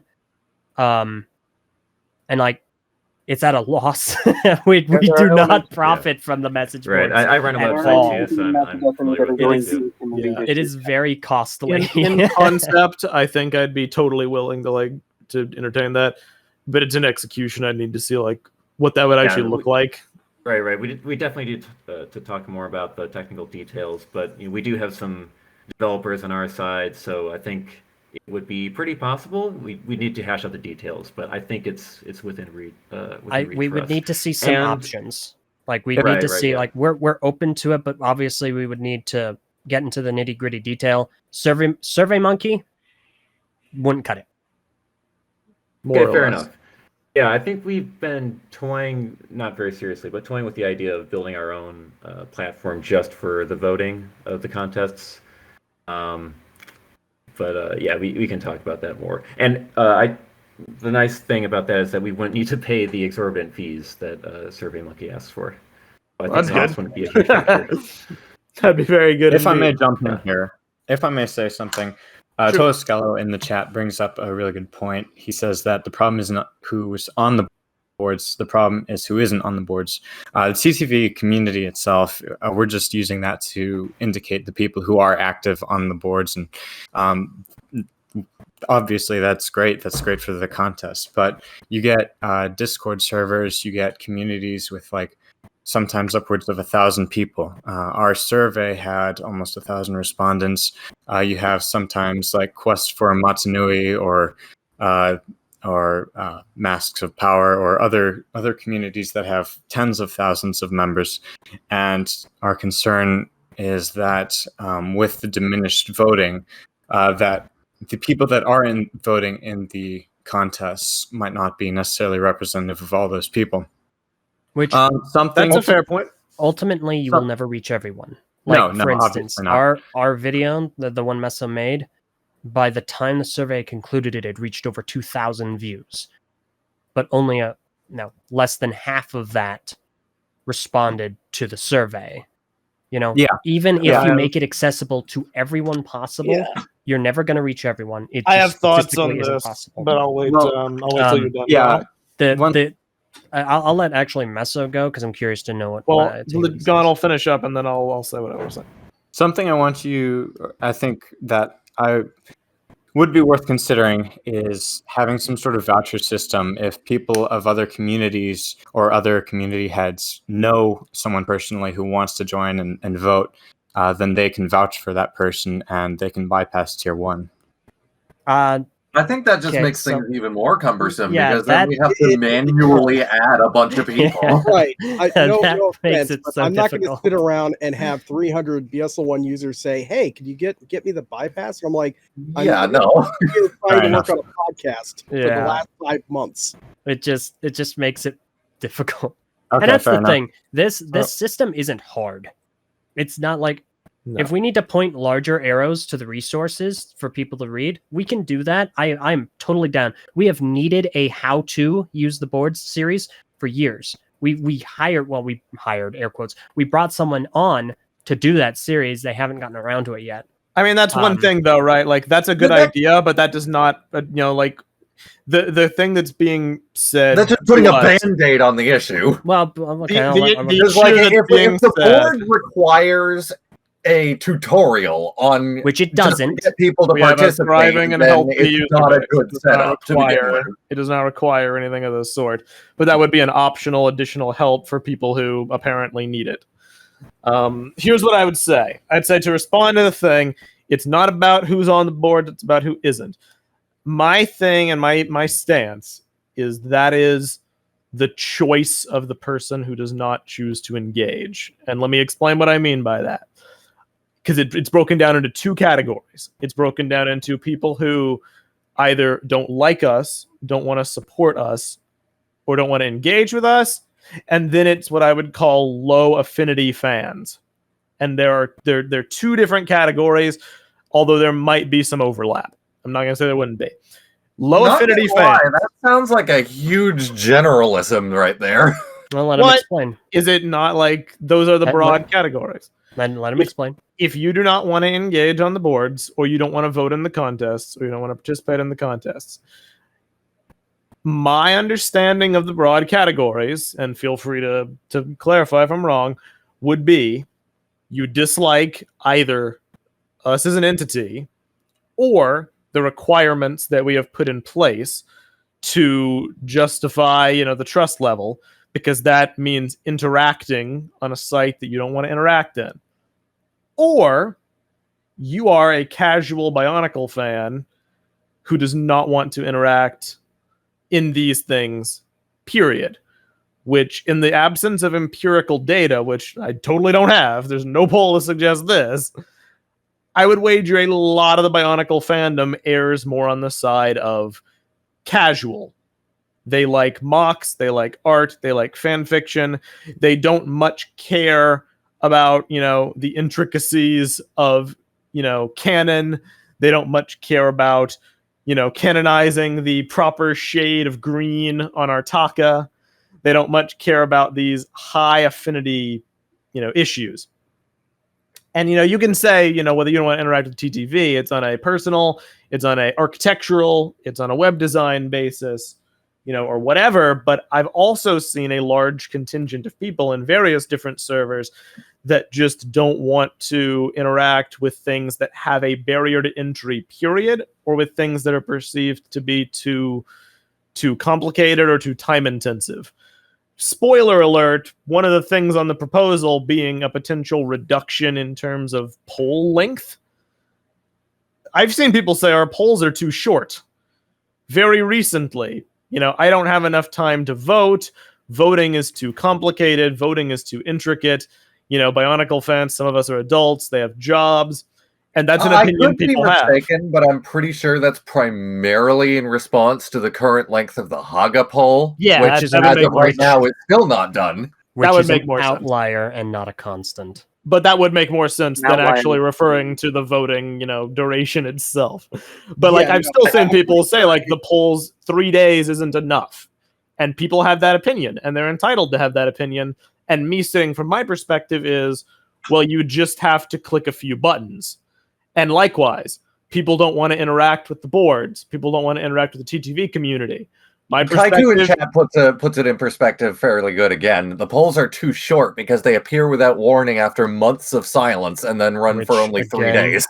Is not its intention. That's the result. After the 6 contest don't matter. Life wasn't built on good intention. I would say out of the 6 contests we've run so far, 5 out of 6 don't fit that category. I mean, that is this fair. Is the only one so far. You did manage to have all the polls up and running within days. On the usually day singular. This was we did categorically let people down on the benefit of doubt, but yeah, if you want to say, ultimately, I think at this point we're honing in on the biggest issues being accessibility and communication. Am I wrong? You are right. And to conclude, because I was almost done, my last sentence was basically just people. Obviously, there's a contingent of people who view that joining the boards is too complicated, just like some people view that voting is too complicated. Just as I am somewhat reductive in the complexity of voting, from my perspective, I can't really see making an account as anything more than you click a few buttons and you idle while watching YouTube videos. For the high affinity fan that is interested in the minute discrepancies of canon enough to go out of their way to vote anyway, which is always going to be a minority in the larger community, no matter how much you advertise, that amount of a barrier to entry, I think, is totally acceptable for something this important that needs that level of security.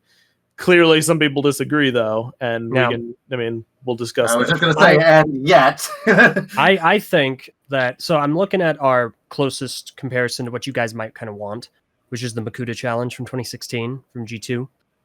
Ran from August to September with the Winners being announced on October 17th. They obviously had 6 websites where entries were submitted, sometimes duplicate entries. And they all went to Lego eventually. The difference with that contest being it was judged. It was not voted on. So the community didn't have a say in the winners. That is very true. That Now, was I think that's a really cool idea to have everyone have a way to submit entries, but the voting should remain where it is. And if we need to help people access that, then that's fine. Because ultimately, what Meso is saying is that there are different levels of engagement across the board. You know, like for these contests, for example, interest in them has been remarkably consistent. Like if we had consistency on our videos as we do in like interaction with the contests, like it would be unbelievable. It would really it would be incredible. And it goes to show, first and foremost, like there is that disconnect. Our channel is its own separate thing, independent of these contests. Even though we run the contest, we more or less just report on the news they generate in a similar sense to Duck Bricks reporting on the news that they generate. So I said that I wasn't going to read the chat, and I have been trying not to, but I did just see a comment that I have to correct before it gets misinterpreted. And I already see Vakides liked it. So already it's getting misinterpreted in this call. From Ninra Ghost, I really do not like the sentiment of if you don't want to interact with TTV, I guess you just aren't a real fan. I mean, obviously, that is absolutely asinine. But the sentiment is there. No, to insinuate that I said anything even remotely like that is a twisting of words, and it makes me glad that you guys are recording this for posterity's sake. I mean, the thing is high that affinity and low affinity do not constitute degrees of being a fan. They constitute degrees of interaction. That's not an opinion. That's a provable statistic by the amount of people that either voted neutral or the amount of fans you guys have in your collective social media communities versus the amount of engagement you have in topics or polls or Reddit threads or Discord servers or forums or message boards or anything else. That is just a fact. You have casual fans, you have super hardcore fans. Both of you are equally real fans. I would never, I have been a hardcore staunch critic. Anyone who knows me knows that the true fan mantra is one of like my triggers in the Bionicle community. Gatekeeping someone's fan status based on their engagement is asinine, and I would never do that.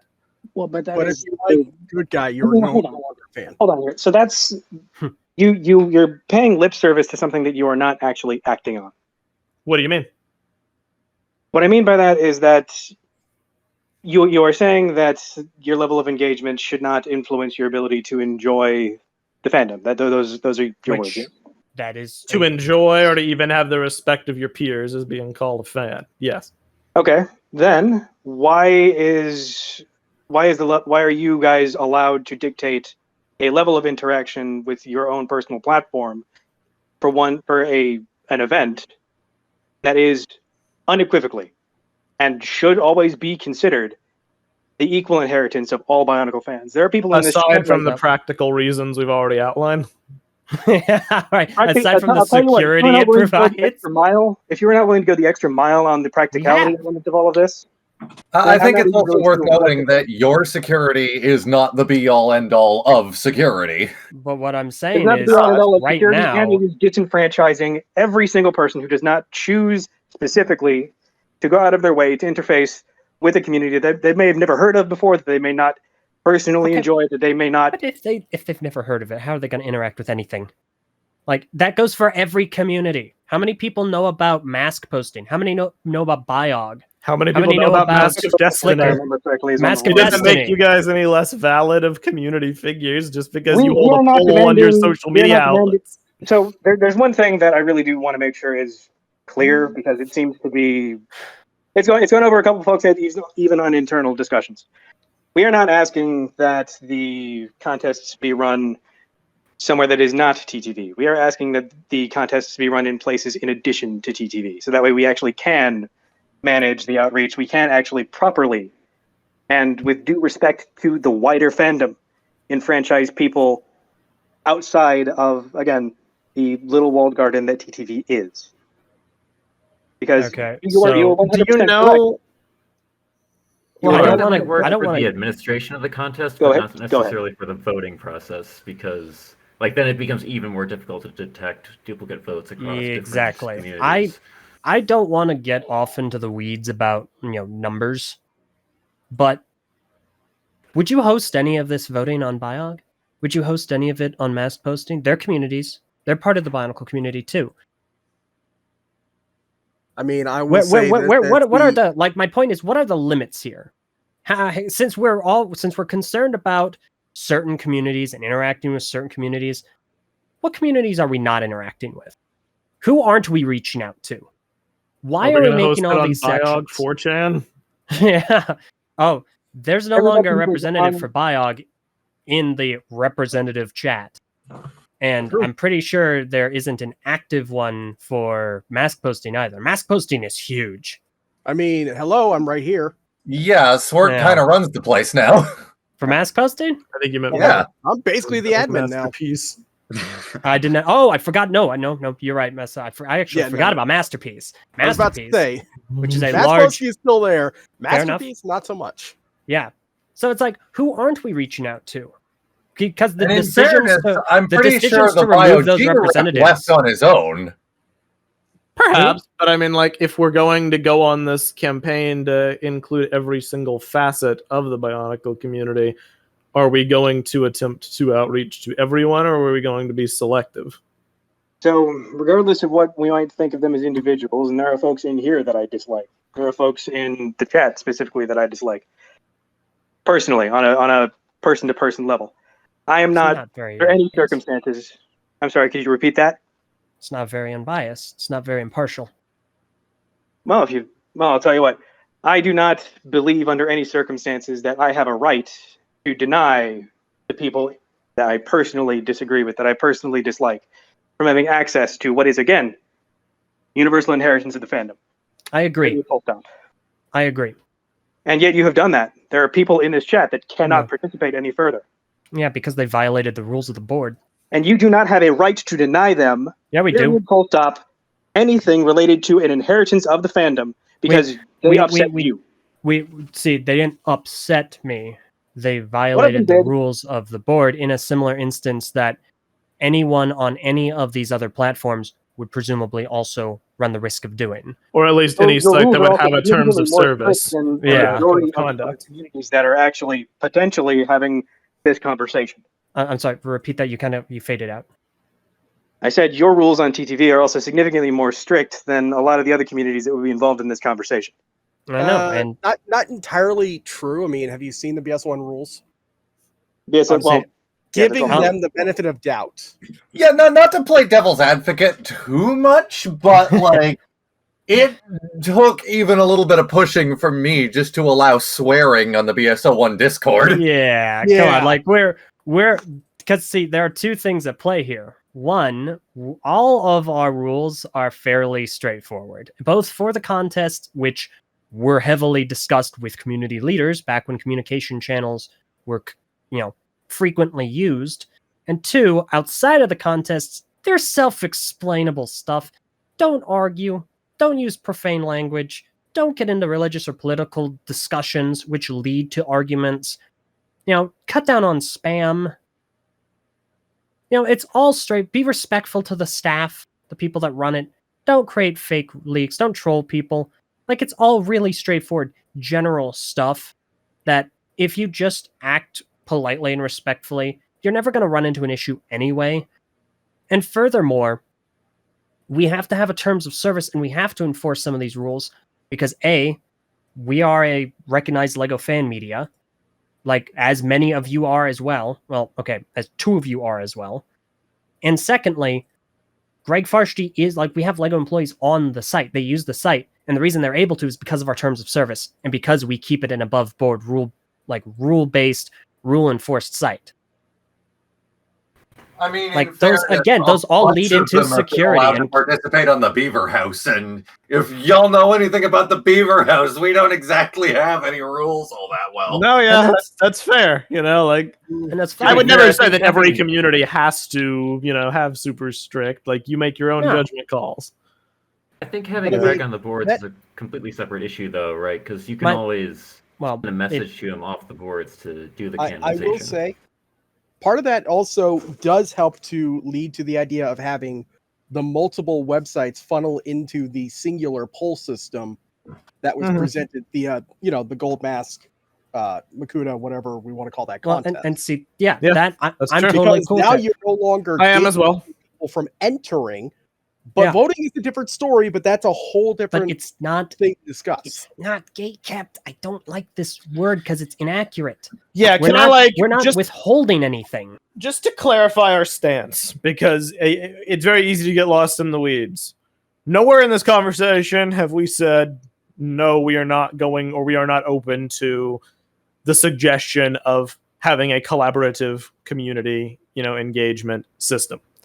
What we take issue with is the negative presupposition that what has happened so far is somehow wrong or unnecessarily prohibitive, or that we have violated the collective inherited will of the community by making people do a CAPTCHA, interaction thing. Like there's a lot of hyperbolic statements being thrown around for what is, in essence, in service of a practical system to prevent tangible problems and prevent the bad apples and trollish elements of the fandom from screwing with constructive things. Like you can have negative sentiments towards us as people. I totally get it. We're not perfect. If we've ever done anything to wrong people, it's totally cool. But like our policies were implemented for a reason. And I'm never going to get on the same page that, we are somehow blocking people, putting up imperceptible, impassable roadblocks and impediments in people's way for a trust level 1 requirement. I think that's blowing it quite out of the water. If you can't spend 30 minutes, and it doesn't even need to be consecutively, like you can make an account right now, get to trust level 1, and then next time polls come around, you're good to go. Like you're all ready. Like if you don't spend that level to ensure the security and the fairness of a vote, like ultimately what is the issue here? Because we're not trying to just funnel people on our website. Like it doesn't benefit us. We don't gain anything. We gain more concern about moderation. We gain more people interacting that we have to make sure are A, following the rules, and B, having a good time. Like we're not gaining anything substantive for us. And you don't have to interact with it. You just need to be on the board for a certain amount of time to make sure you're a person and you're invested. Like that's all you have to do. So is the issue the fact that you take a little extra time to vote, or is it the fact that you're worried that we're trying to get people onto our site and away from yours? So I don't really understand where that perception of this conversation is coming from. That doesn't make any sense in the first place. Like nobody here is that stupid, and that's really just we're not on that wavelength. Nobody's thinking that. So it's not about you having people on your site. I don't particularly care what goes on the day-to-day on the TTV message boards. The issue, and I'm gonna try to stop with the flowery words here just to make sure I'm fully conveying what I mean, is the fact that the contests are only taking place on the TTV message boards as opposed to across as much of the fandom as can be possibly reached is a problem. Because it means that people who do not interface with your part of the fandom, or can't by virtue of being banned, which is you throwing somebody out of being able to inherit anything. Which from the you fandom. guys have, all of you have done at some point. This is not an us thing. band members are a thing in We don't- any The community or problem, the group. difference is that us banning people does not disenfranchise them from participating in the future of the franchise as a whole. So, We're but banning you're people from a community disenfranchising because them they've from. been toxic people. But you're You're banning disfran- people from a community has greater repercussions. But you're disenfranchising them from interacting with the community, which means it's not about the community. It's just about numbers. No, it's about the fandom. It is about it's Okay. about the So canon. why not let them be a Being able part to of the interact with fandom? Why not let them interact with the community? That's what we're trying to To maximize. a No, you're certain only extent, letting. there But Here's that's where the you're thing, getting though. fucked. You're not. You're letting it be a number. The assertion that band members being prohibited from participating is somehow like this horrible thing would insinuate that there's no justifiable or good reason to ban someone if the implicit result of banning someone would mean they can't participate in the contests. But there are terms of services for a reason. If There it are was a rules contest for a that reason. was irrelevant to the Bionicle canon, then we wouldn't be having this conversation.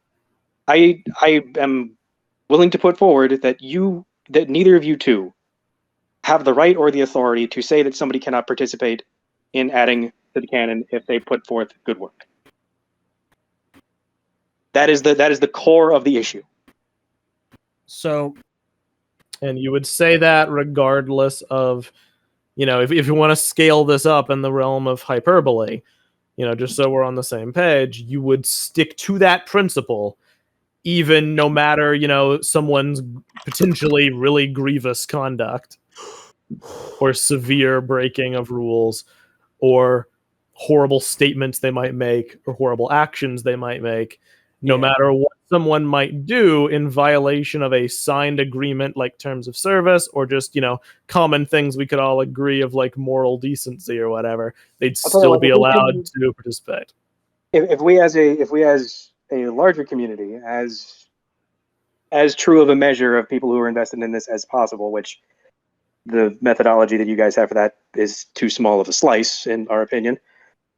Fair. If we all as a large group of possible can agree, hey, this person is a piece of garbage, like they're like Kahi, they're a predator of some kind, then yeah, cool. We'll kick them to the curb. We don't want anything to do with but them. then they can't. Then they can't participate. I'm gonna. Yeah, but that's also a community consensus. Okay, That's but not you being able to hold on. call somebody and saying, hey, you violated this minor and that's- rule about this, that, or the other. Right. But- if it's okay. somebody that we collectively have all agreed this person does not belong in our community whatsoever as a group, that's a different subject. Which I think and That's why it was a hypothetical. I want to test. Yeah.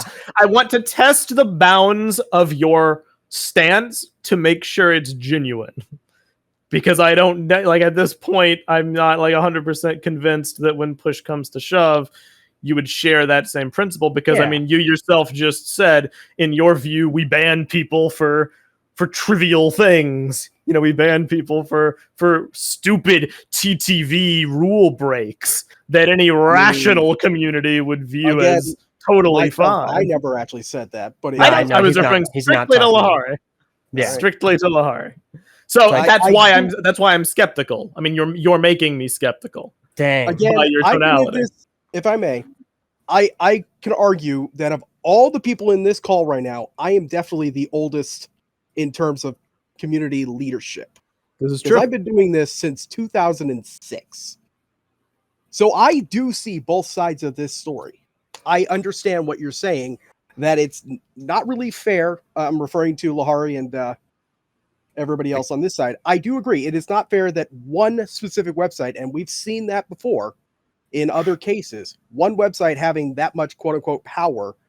But I'm also seeing LJ and Meso's side, which is where it really ultimately doesn't matter because it's not like they're getting any benefit from people joining their website whatsoever. And they do have rules put in place. I have Again, rules on nobody's thinking BSL1. about I have those kicked things. people out for far less than some of these people. I mean, there is a specific rule on BSL1 says if you impersonate a staff member, you're gone. And I've done that. There's about 16 swarts on BSL1 right now, all banned. Every single community here has excluded people for their behavior. That is an exclusion from that portion of the overall community. And it's because every community has rules and guidelines. They did their different levels, and that's chill because it represents people's different views and stuff. Like, so it's stuff like, is swearing allowed, yada yada, or the age-old in BZP back in the day of, can you link to other forums or not, yada yada. That's totally fine. That's the whole, that's. But it's the implicit understanding of, if you choose to interact and you choose to agree to the rules and you agree to the terms of service, and then you violate the rules and the terms of service, and you get removed because of that, is that the fault of the person who removed you, or is it the fault of you who did not heed the agreement you signed? Oh, I'll tell you what. How about this as a rephrase, just to kind of... I feel like I'm being slightly misunderstood in a hypocritical way on this one. Maybe. It doesn't... You do kind of sound like you're in the middle of a Pringles can. Like, well, at the moment. But yeah, go for it. Man, once you pop, you can't stop. Go ahead and rephrase.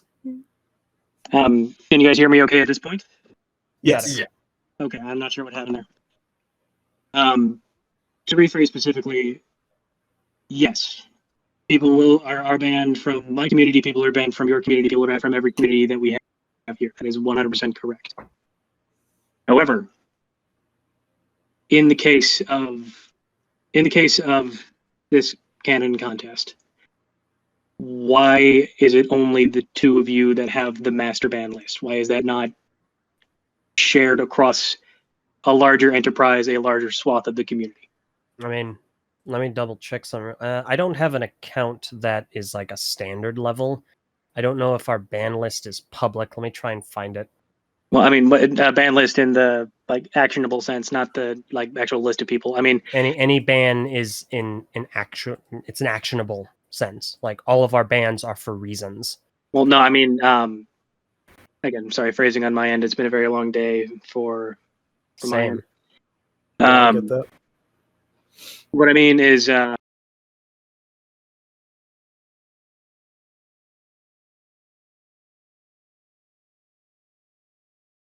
starters, at this time, I don't know if we have a public banned members list. I need to investigate that further, because whatever the makeup of that list would happen to be.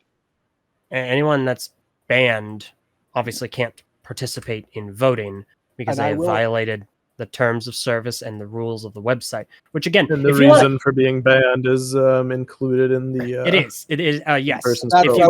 Is there a reason for the ban listed? Is the question? It is. Yes. Okay. Yes. We always put the reason for the ban. That's something that I believe is public. Yes, those are public to anyone. But having the list would be like, okay, well, having the list would be better than just having to forage for their profiles. I will double check that. So, I will have to look into that, because I don't think we have a public list of band members. A few people are saying the ban reasons are public. Yes. Okay. Well, no, they are. They are. We're just not sure if the list. Yeah, I don't think there's a list, but if you go to a person's account, then you'll see why they're banned. For transparency's sake, we would obviously like it if there was a public list. And would be good to have. We can look into it. For the sake of this particular contest, there are people that were probably banned. God knows how long ago. I don't even know how long your website's been up. 10 years, 15. About 7. Yeah, about 7 or 8. So there are people who were probably banned, maybe even as those younger teenagers, 13, 14-year-olds who were just being jerks on the internet, that might no longer ever be able to participate in this because they never knew that you guys. More to the point in that regard, just for like a tangible example of this, I was banned from BZ Power personally by Black Six for just doing that, just being a dumbass on the internet when I was a young kid. I don't know how I didn't get banned. I was unbanned at some point. Oh, I know how. Hypothetically, if I had not been, should I not be allowed to take part in this conversation still? And see, the thing with that is, we're open to repeals. Reach out to us. Explain the situation. Bans are not end-all be-alls. We are human. We understand these things. We were there at one point too. We're not going to just arbitrarily exclude someone, especially if they're young and they're being foolish. We've all been there. I understand. Like, that's fine. Reach out to us. Explain things. We are perfectly fine discussing things with people. But see, here's where, to devil's advocate, here's where the prior thing would come into conflict, because if people don't want to, quote, interact with the TTV collective, they would not reach out because they wouldn't want to engage. Yeah. That's the issue that's like being discussed. And what was your question? Oh, yeah, right. So can you tell me real quick how many members are on the ban list? Do we have that information? Is it easily? like 5 Let people me or try 100 and find people? it. Yeah, no, I can find it on my side.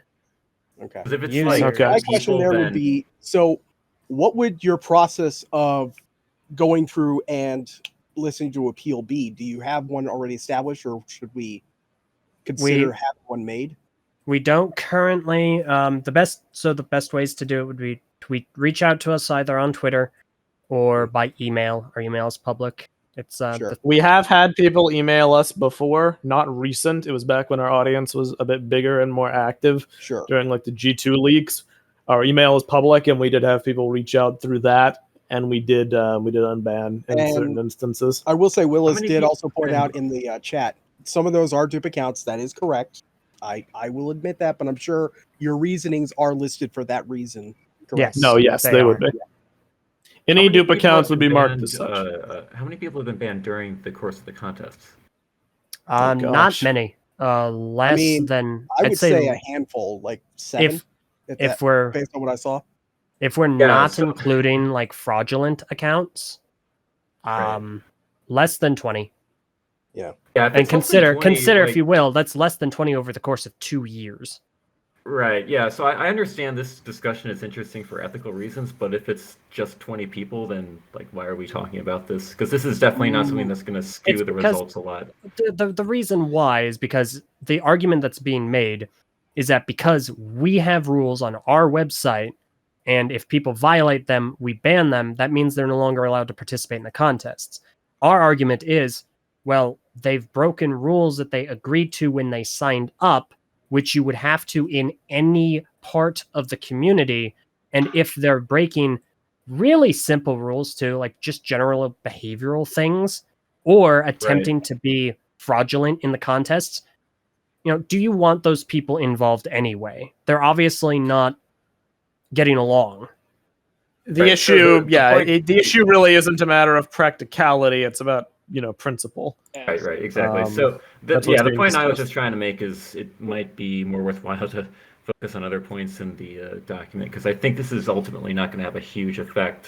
I don't the actual think that mechanics this of is the contest. substantive in any case, because right now all it really displays is that these people don't trust us, but we don't have, no one has come forward with the why for that. It's we don't ban people arbitrarily. We have rules, thorough rules, for a reason. It's so that conduct is handled appropriately, and So- handled in a positive way. To devil's advocate, there are people who view some of our rules as being either unnecessary or too granular.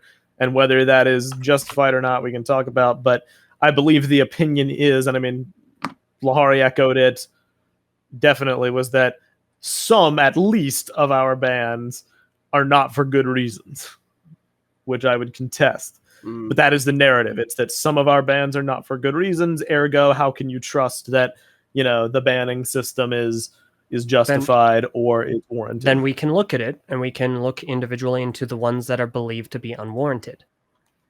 Yeah. Personally, I think I would be satisfied as long as the reason is publicly listed. I can't speak for everyone, but It I always know is. that the objection. I think the objection to that is, TTV is the one defining the rules, and the other communities don't get a say in that. At which If Which, you ask me again, if personally, I think we're- it's ultimately small potatoes, because we're talking about 7 people. I here. agree. Well, I mean, agree also as well. think I'm also perfectly willing, if you guys want community ambassadors on the website that have that designation that can make ban recommendations or unban recommendations, that's totally cool. We can look into that and work on doing that. And we I can work think on the at the integration end of more. the day, if we're going to do something like that, we need community ambassadors to have more participation than just being able to recommend bans. And that's fine, but Yeah. we can talk about that, but we have to actually We come will. to the agreement to talk about that. And that's why I'm just throwing that out there to just say, like, there are options here that we can discuss to make progress and solve and like address these concerns, which we're always open to do. There was a time when dinosaurs roamed the earth, and before the figurative, memeage of the council chat spread into the bigger community, that the purpose of the council chat was to discuss rules. We curated the rules list over there. We talked about contest drama over there, some of the problematic, people breaking rules. We traded the stories of what was going on, and we tried to have a line of communication because we ourselves realized, hey, we're the new kids on the block, and we haven't made a lot of polls before, and there's people in the community who are way more well-versed than we are, and even though we didn't make the council chat, we may as well use it for that purpose. And then, somewhere along the line, the council chat dried up. And that's because evidently the talks moved elsewhere. Yes. Because we weren't trusted to be in that discussion for whatever reason, which I'm not saying, you're entitled to have that opinion if that is your opinion. That's factually what it really boils down to. Yeah. And it's why, like LJ joked about it earlier, it's why, like, the meme about it being a coup is like, that's what it felt like at times. It was a coup instead of a conversation. Yeah. It's just, hey. Somehow the narrative has become propagated that we don't talk or we don't listen, and it's been propagated by people in this call. I'm just going to say it. People like you, Lahari, and in this very chat have propagated the narrative that we either don't talk or we don't listen, when you are one of a group of people who we did talk to and we did listen to.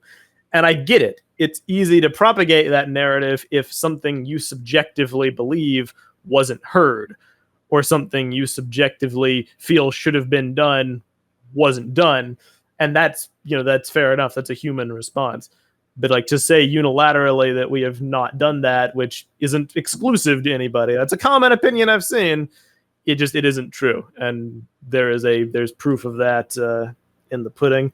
And it's why I am glad, regardless of the circumstances, I'm glad that we're here today, because I promise you all, like, I'm not against having conversations. And again, I think things get made better. Does come down to the initial misunderstanding of our communications in whatever way it was, in that it definitely seemed to the vast majority on our end that you were not open to further communication.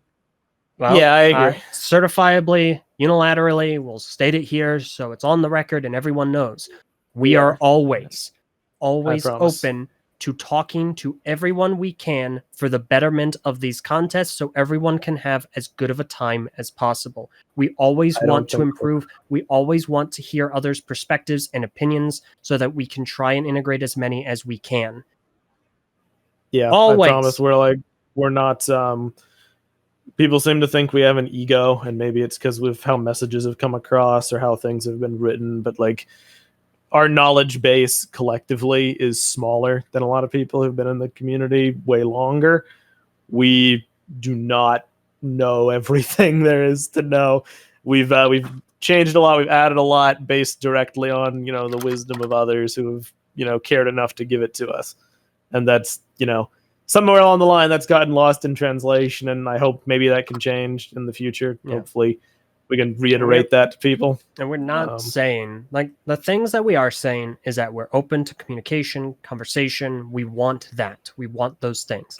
Things we are not saying.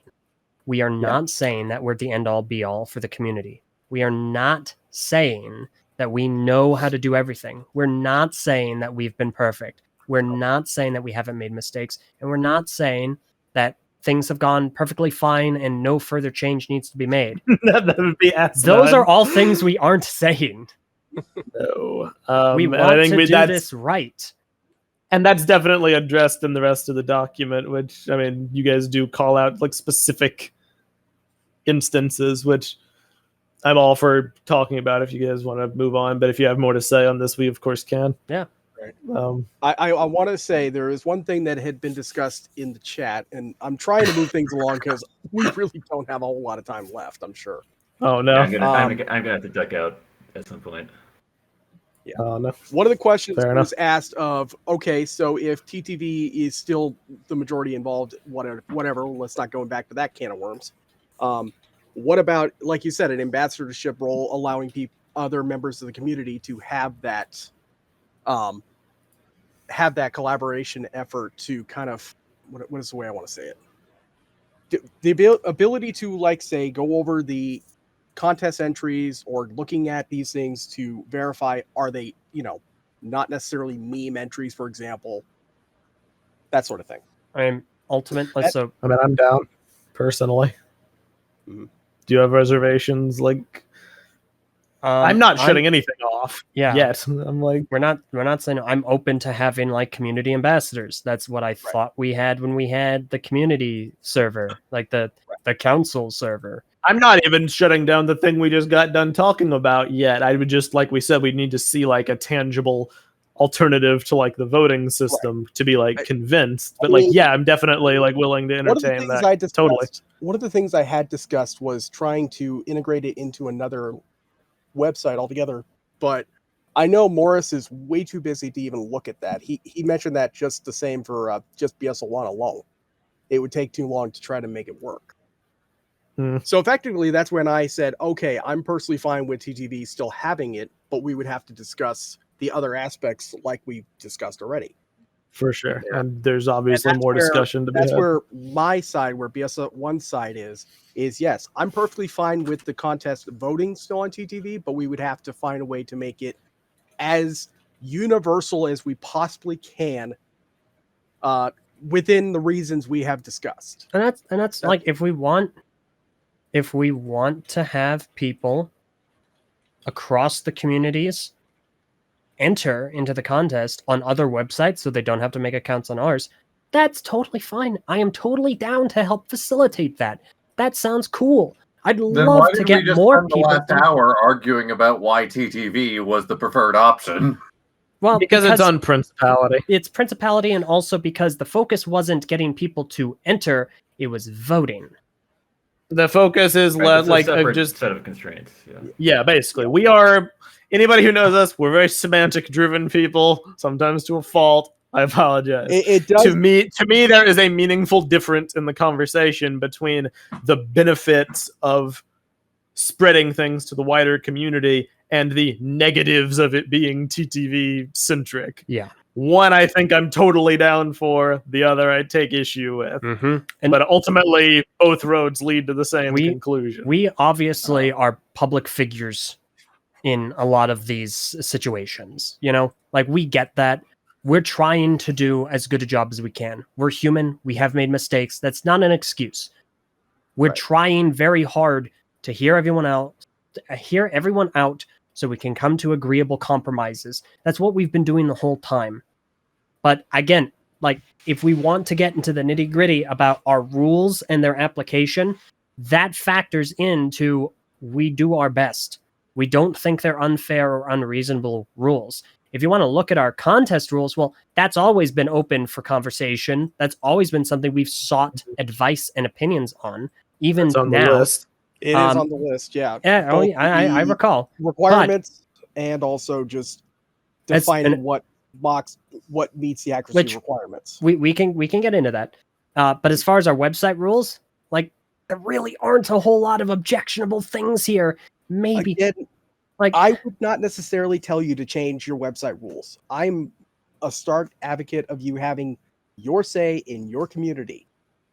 But the question was not necessarily like, can we alter your rules? The question was, what about for somebody who had been banned since, like, say, 2014? And if they're still around and they still want to have a say and they want an appeal, talk to us and we can, like, take a look at it. Like, that's the thing. All of this gets done through communication and, like, actually hashing things out.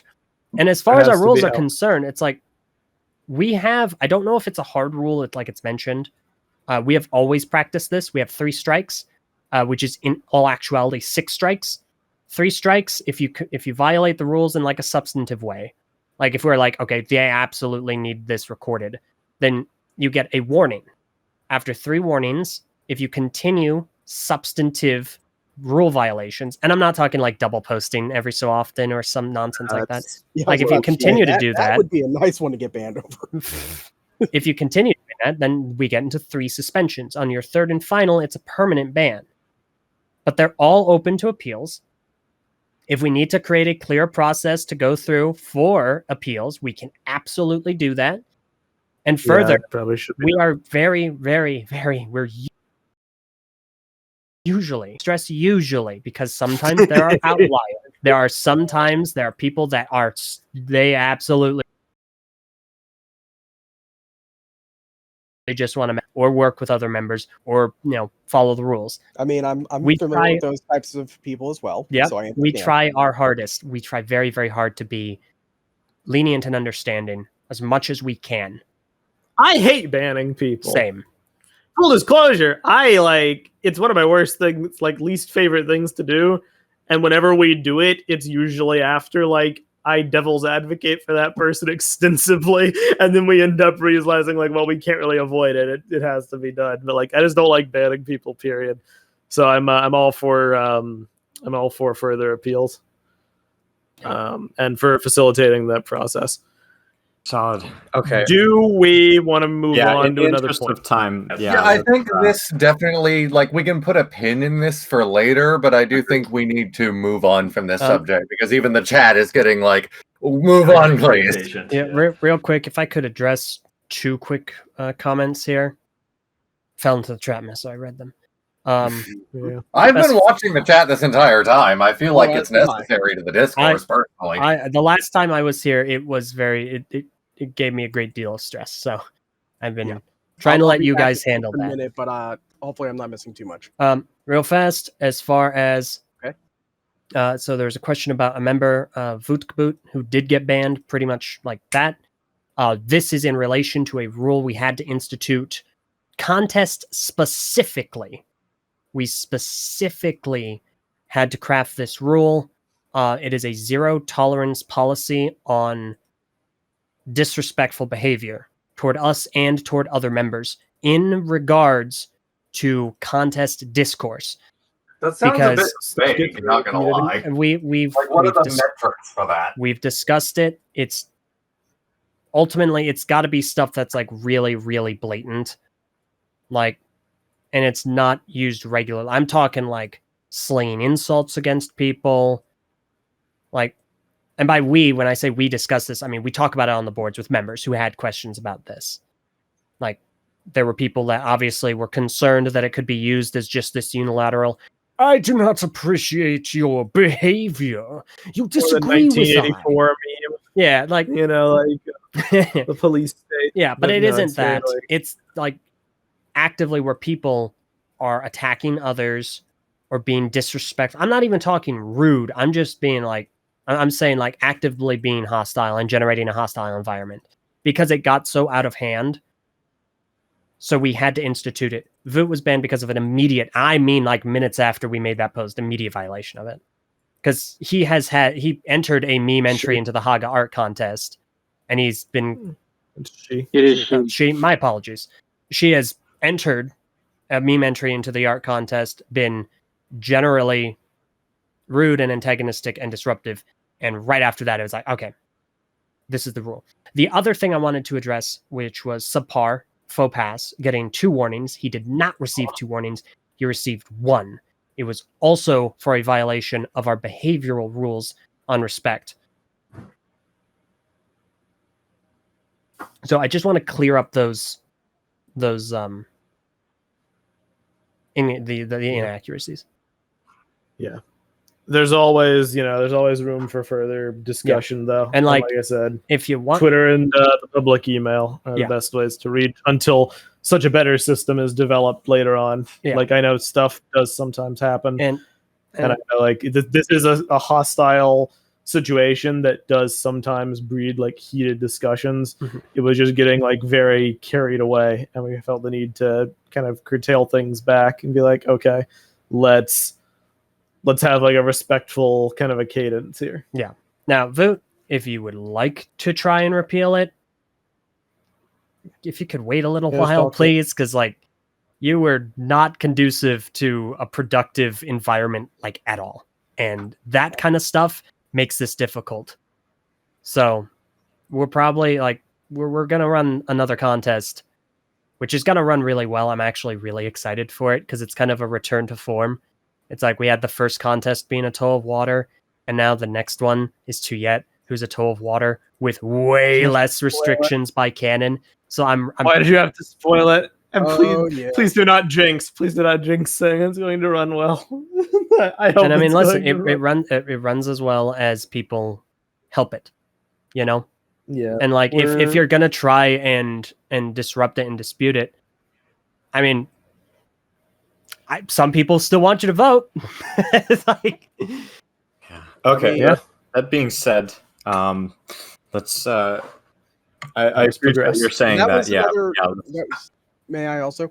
That was another thing Yeah. that was in our proposal. I'm not quite sure where exactly it is in the list, but I know one of the things we discussed was to allow the community to vote on who would be next at the end of a contest. so we actually did that once. Okay. And so there are levels to this, and I don't want to spend too much time on this because it doesn't. It really isn't our like. It's not a main talking point. We did hold a contest to see to gauge the interest. Sorry, we held a poll to gauge the interest of which contests people would like to see next, because we had an order for it initially. It's like, all right, this is the order we're going to hold the contests in, because we think this makes the most sense. We held a poll to reorganize the list to see what people are most interested in next, and more or less, like not 1-to-1, but almost exactly, the poll ended in the way we had it categorized. It was like, it was right after the Helrix contest too, so it's like ToaArcan, Artaka, Haga, and on from there. I think really the only one that we substantively moved was Lariska. We moved her up. So I think Morendar actually ended up being the last, which I think he was originally. I don't recall. But see, I'm not opposed to holding polls after the end of every contest. Nor am I. It's It's not what I would choose, but I'm not gonna like. And It's not a hill I'm gonna die on either. It's just My view has basically just been there are a certain number of characters in Bionicle that do not have appearances. There aren't that many more left. And common sense basically would dictate the ones people care about more. Like the ratio of people that would care about a ToaArcan contest versus the ratio of people that would, I mean, I don't know, like one of the Matoran, a Kodan contest Sure. probably is a lot higher. So for us, it made sense. Okay, start with Helrix, Artaka, the Haga, ToaArcan, Lariska, blah, blah, blah. We did the poll. It pretty much validated the order that we ourselves said. I think it was the exact same one. It's almost the exact, but I don't remember the differences right now. But if that is something people want, yeah, We that's okay. could do it. The other part of it was like there is a certain art to presentation. Like right now the way it's set up, it was Helrix, Artaka, the Toa Haga, all like really big names. ToaArcan, so we have mostly Toa still. Lariska, who isn't a Toa, and it's Toa, Goldskin Bean, Morendar. Yeah. And like ideally, the way I would break it up, I would intersperse Goldskin Bean and Morendar. We actually did craft the second list that we ran by Greg, and he got approval for. Like he signed off on it. I misspoke. That's He didn't. also He didn't on- get. He didn't. I misspoke. He didn't get approval for it. He approved it. Just Right, clarify. I was about Yeah, to say. So, yeah. Sorry. At Just, this point, he is I got the it. be-all I got it. Be clear, LJ. Yes. Can I It also is. say, It is mostly Yes. not Toa, but continue. now I noticed something was asked, and I'm sure that this is a question we'll get at some point in our list, because I know, Gonell, you had a list ready to go for us to ask a little bit. But one of the things I want to bring up immediately is, what are your thoughts on just doing art-only contests for some of the secondary characters, things that are not necessarily like the Matoran, for example, or like, I'm totally fine with that. Yeah. I mean, Honestly, we're not making any Yeah. we're not making any declarative statements right now. I'm just saying that that sounds fine.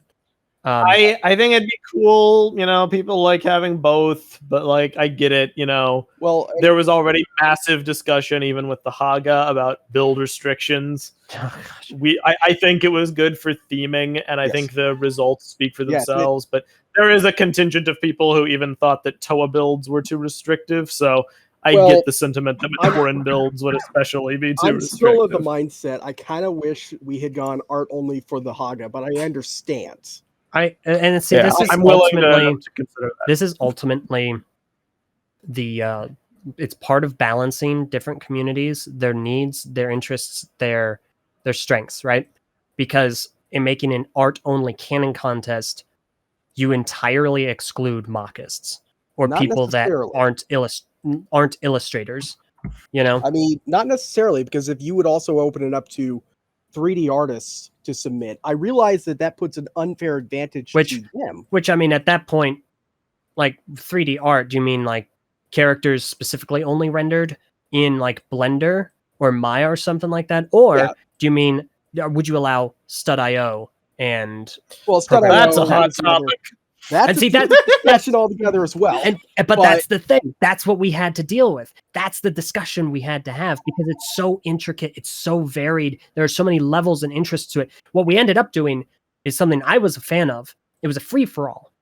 It allowed both art and mocks into contention to go against each other because the point isn't to make this a best art or mock contest. It's a best illustration, illustrating a character. It's a best appearance contest that everyone can agree on. That's the one they want to represent canonically that character. I think that's a really cool idea. It opens it very clearly up for everyone, but especially for some smaller contests, I'm totally fine for doing some art only contests where maybe I'm not going to die on the hill for characters like that. And at that point, worthwhile to poll the community again about these issues. Like, ask if the community wants like art only, or if they actually want like a canon mock design out of the contest too. Because if that's the consensus, I am totally for it. Personally speaking, as me, the person, I think LJ and I are kind of the same mind. Doing a poll for everything and every issue and every potential thing that could be discussed and every rule set. It sounds tiring. That's why we've strayed away from that in the past. But in the topic of outreach to a broader community, and especially with what you guys propose about like social media feeds, I mean, that's a good way to aggregate people's opinions. Like I'm totally down to at least talk about that and develop that stuff. And I mean, especially if we weren't the only ones manning it. Right. At that point, I'm more than willing to help out, try to figure out how to run all that because I've done contests in the past. I have, and granted, I don't have a great track record of them, but I would say 3 out of 4 was pretty good. Yeah. I'm not getting into the Certifest contest today. Real quick, Gonal, can we get a time check? He had to BRB, didn't he?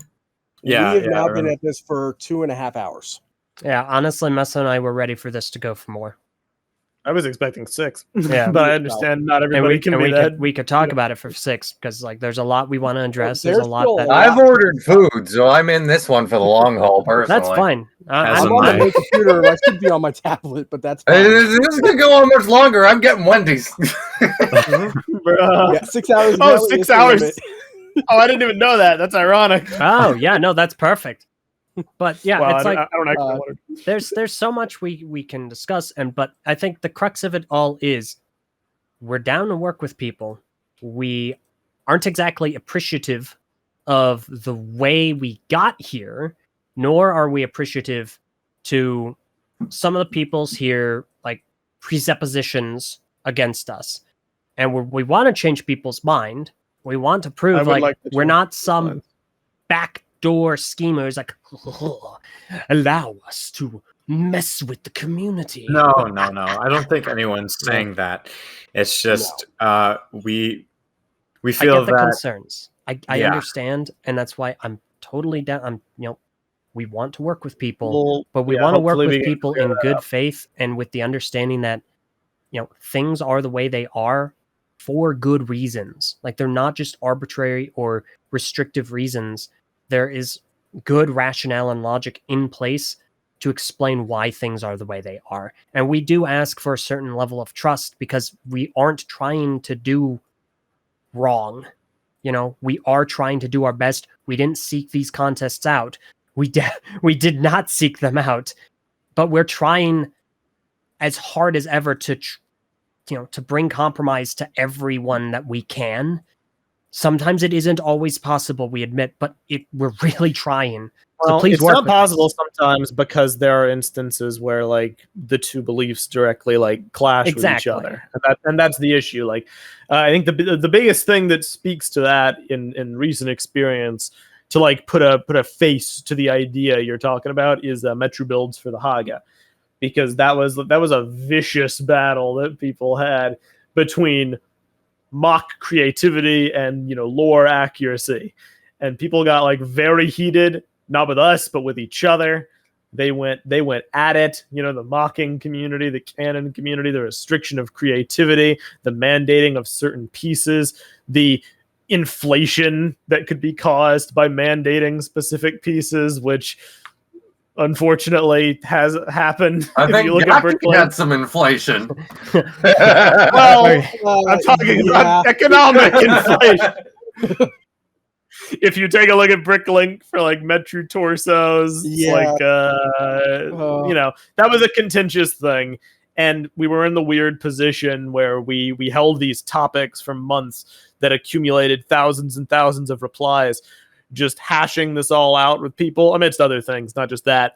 And ultimately the final decision was like, okay, one group is going to get pissed off at the end of the day, and there's no way to compromise, and either one or the other side is going to be super unhappy. So what do we do? And it was just kind of like, we have to go with the canon side of things more than like the build side of things, because I mean that's just the goal of the thing. But I wasn't happy about it. Yeah, it was. People weren't happy about it. It took a long time to reach that conclusion. Ultimately, I think it panned out, and I think with some distance, there can be some appreciation for the consistency.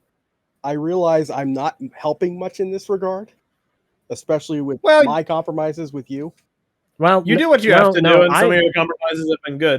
But that's the thing. Your compromise has been immensely helpful because it was a workable solution to a problem. Like, we reached a conclusion, we reached an agreeable compromise so that we can move forward and work together. That has worked out very well. It is also given way to allow more people input in the creative process. Mockists get their say and artists get theirs, and it's a more collaborative effort.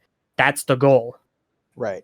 And much as I would love to try to get writers involved, but we are probably well past that point in the writer. That's not something we want to. No, that's a non-starter for me. Yeah, no. I've done it in the past, and like I said, I think we're well past that point.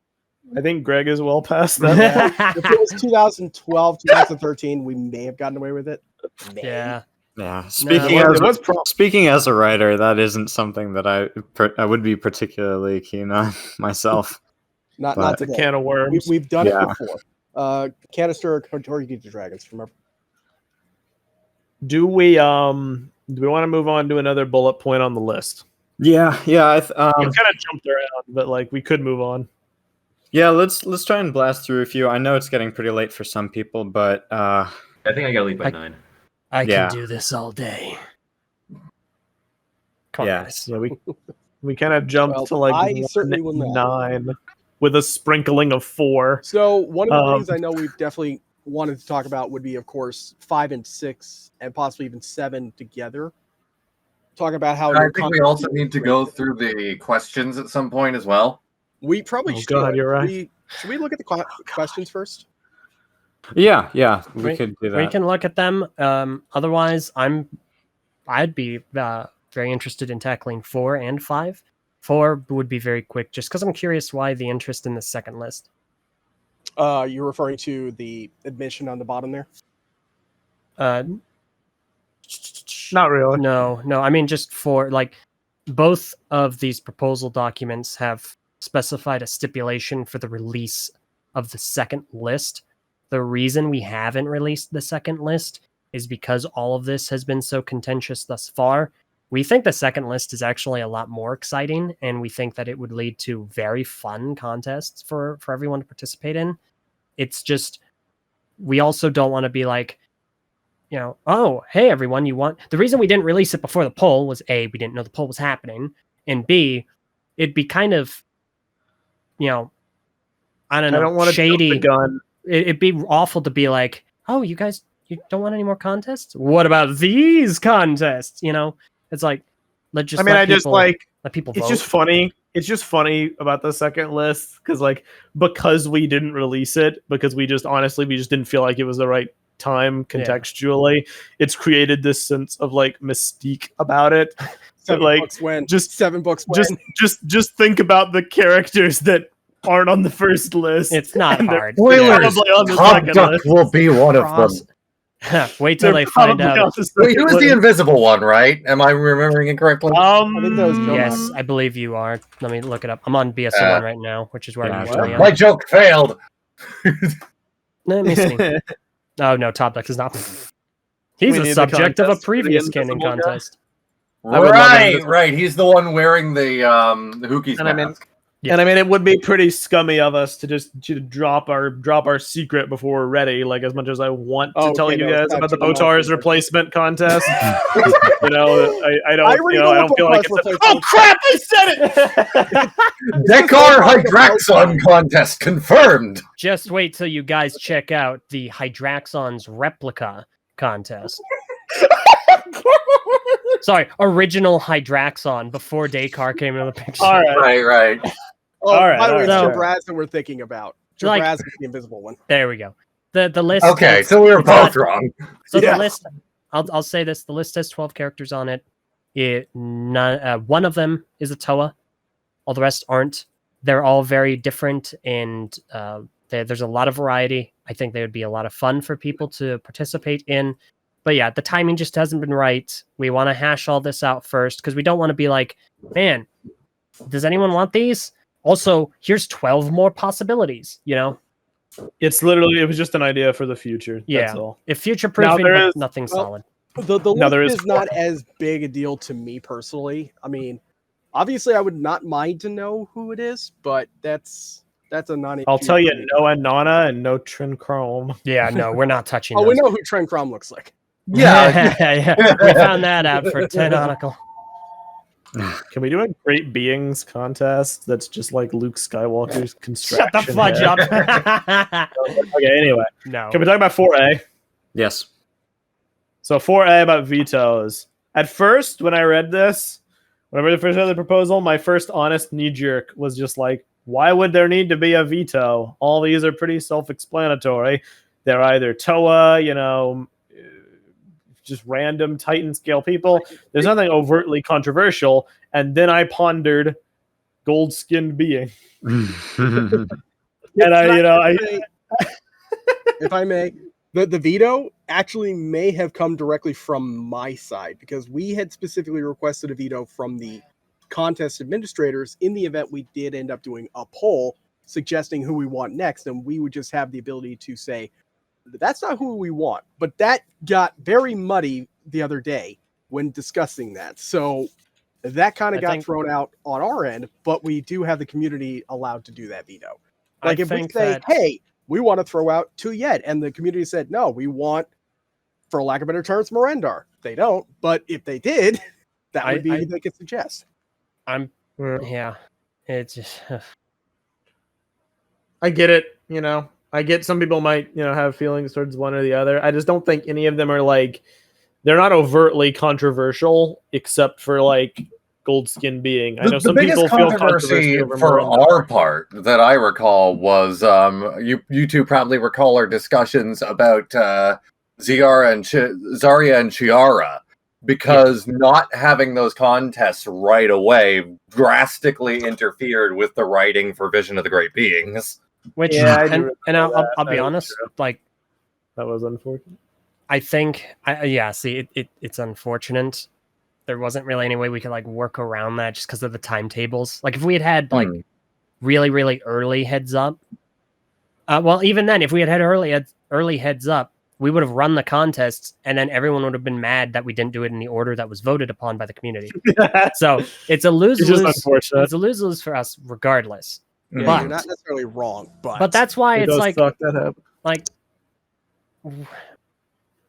there is a way of doing this in like an interesting manner so that it doesn't get stale or boring. Like we're gonna have 1, 2, 3, 4, 5 Toa in a row after Lariska.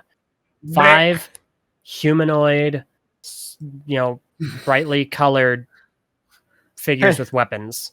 Ironically, there's 5 Toa before Larisk. No, you're right. That sucks. It's like I like that. No, there are only 4 because Artaka broke that up. Hmm. I mean, but there are 5 like back to back to back. But that's why it's like it could be interesting. Throw in maybe a Makuta, maybe some Matoran. There are things that can be done to spice it up, make it more engaging for people. But that is its whole thing as far as the veto is concerned. I feel like you don't have to come back to that kind of thing. You can run a poll and just ask, hey, do you guys want a gold skin being contest? Do you want a Marendar contest? Personally speaking, as me, I think they'll work out fine. Because I think what a lot of people think the gold skin being as is basically just a tall naked man walking along the beach. But in all actuality, he's still Bionicle. He's a fusion of purely biomechanical beings.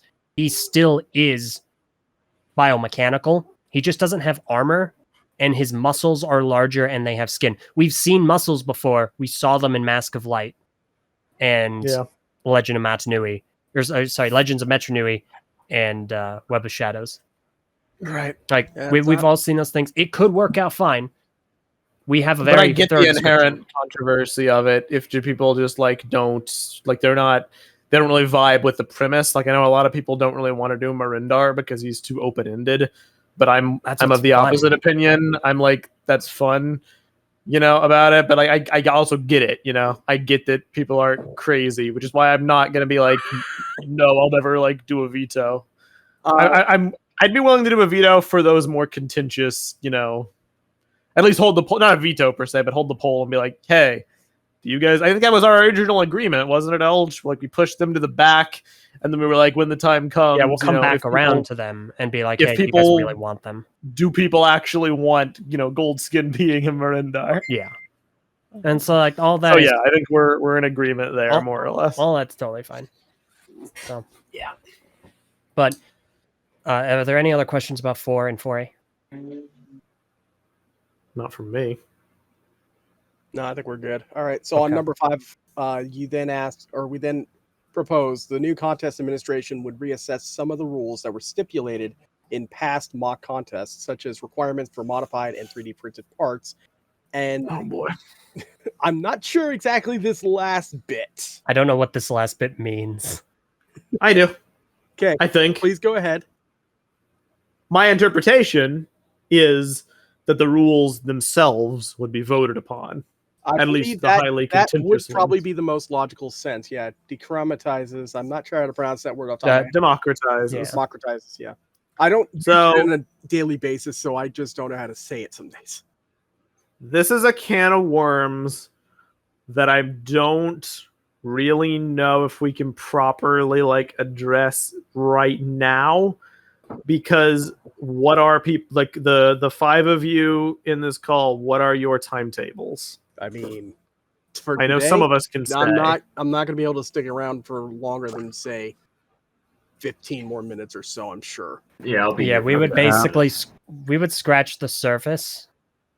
I mean, which is fine. I'm down to scratch the surface of it because it's this specific point really isn't that contentious overall. The rules that we've made for 3D printed pieces are by and large through conversation and through a substantial lack of pushback.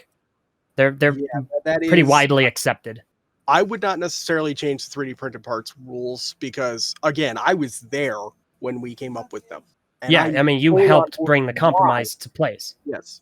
The only thing I would say is, well, I'm not exactly a fan of, having them in there in the first place, but I recognize why they're there. Yeah, yeah. So what is the contention? Yeah, that's good. What is the contention from you guys? What specifically do you want to reassess about our 3D printed pieces rules?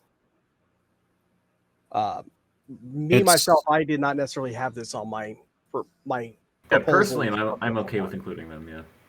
I have a hunch I know who this is spearheaded by, and he's been silent for a while. Are you still there? Would you like to speak about this, Lahari, or are you gone? Can you guys hear me now? Yes. Yes, you're good. Sorry, I was having some technical issues on my end. You're okay. My timeline is also about 15 minutes, so you are probably correct. Yeah. We don't really have the time to get into this one in particular. Dang. But that's you are the one with the contention on the 3D printed rules, right?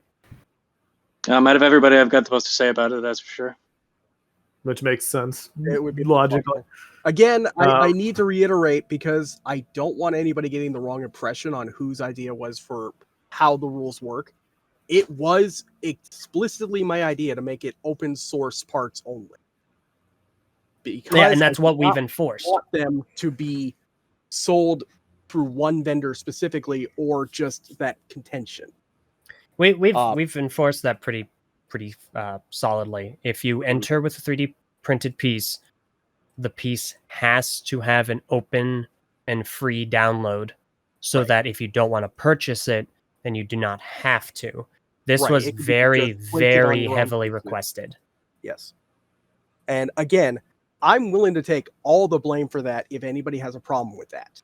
Well, there shouldn't be any blame. That is a problem with it. I'm not saying I blame you, Stuart. Well, again, we don't have the time to get into this one in particular. Let's address a different issue. Let's address some questions, and then. Well, I mean, if we only have 15 questions, 15 minutes, then we should just get the questions, because that's going to be the next contentious point, and it's not going to.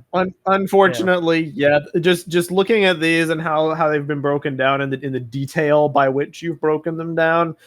5 and 6 are going to be hot topics. 7, I think we could talk about very quickly in under a minute.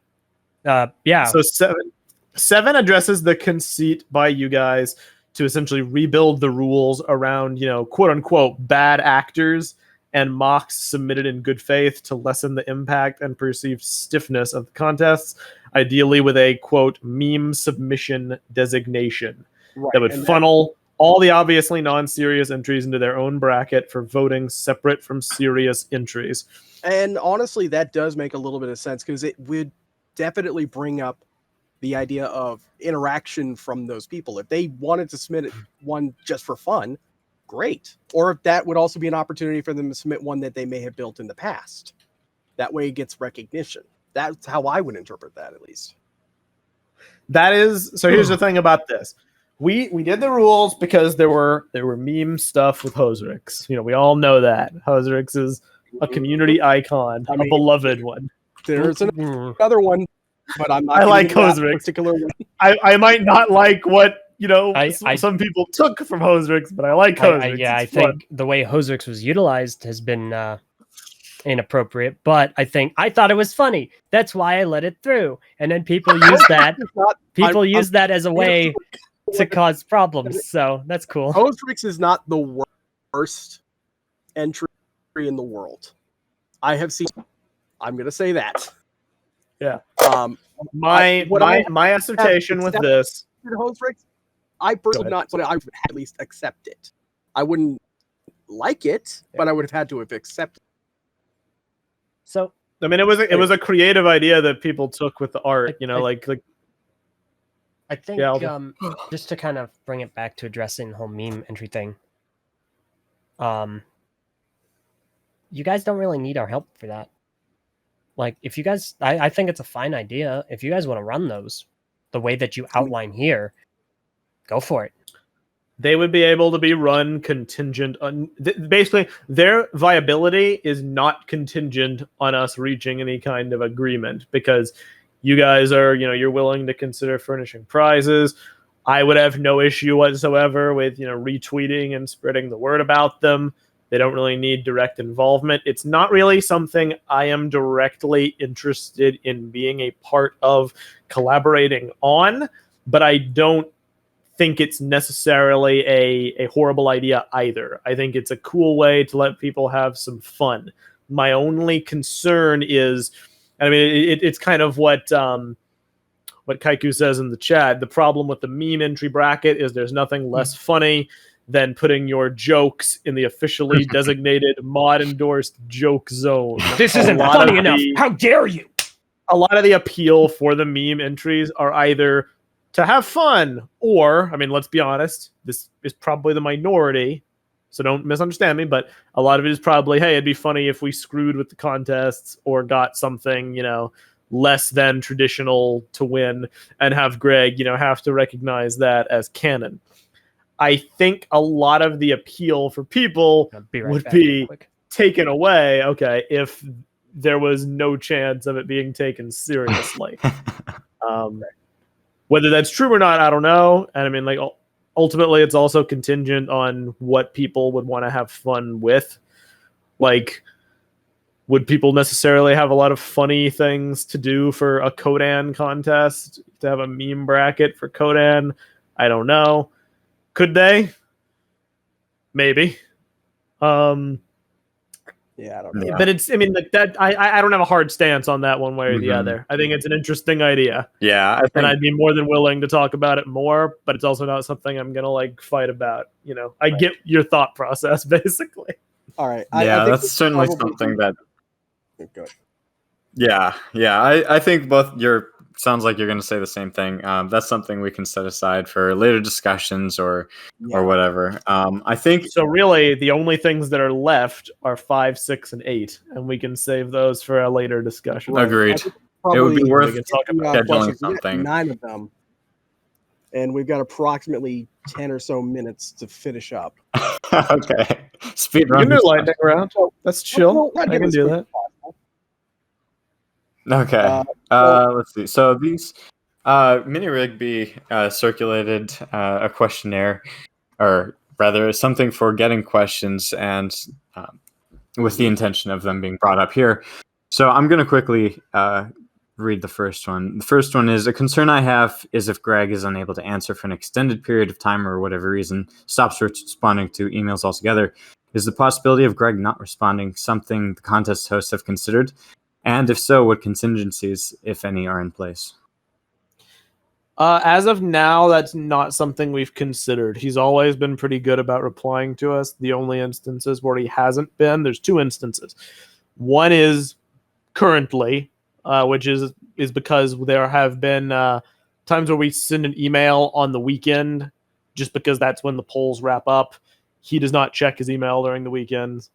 He likes to just relax, I figure, like most people probably would. I mean, sometimes things can get lost in the shuffle. Usually we resend at the beginning of the week, and then he answers pretty much right away immediately. Currently, the only reason I haven't done that, is because I don't want to pester him. We wanted to wait a week to give him a chance. Vikiti mentioned messaging him via LinkedIn. That's something to consider if him replying actually becomes any kind of issue, but thus far it hasn't really been. He's good about replying. It's just a matter of poor timing on our part. Yeah. Well, the second facet is the famously memed instance of us sending him an email about regional mask variants. Well, okay, also the very nice thing. That was also fun. That was a separate one. That killed us. I love it because it's so pure. Of course he doesn't view it from the granular detail that everybody else does. Very nice. It's a very nice thing, Yes.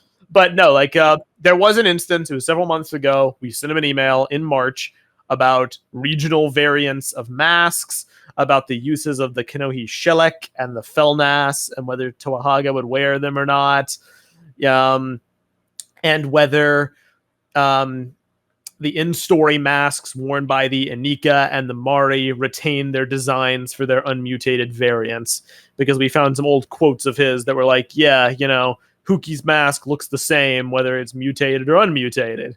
And we were just like, is that correct or is it not?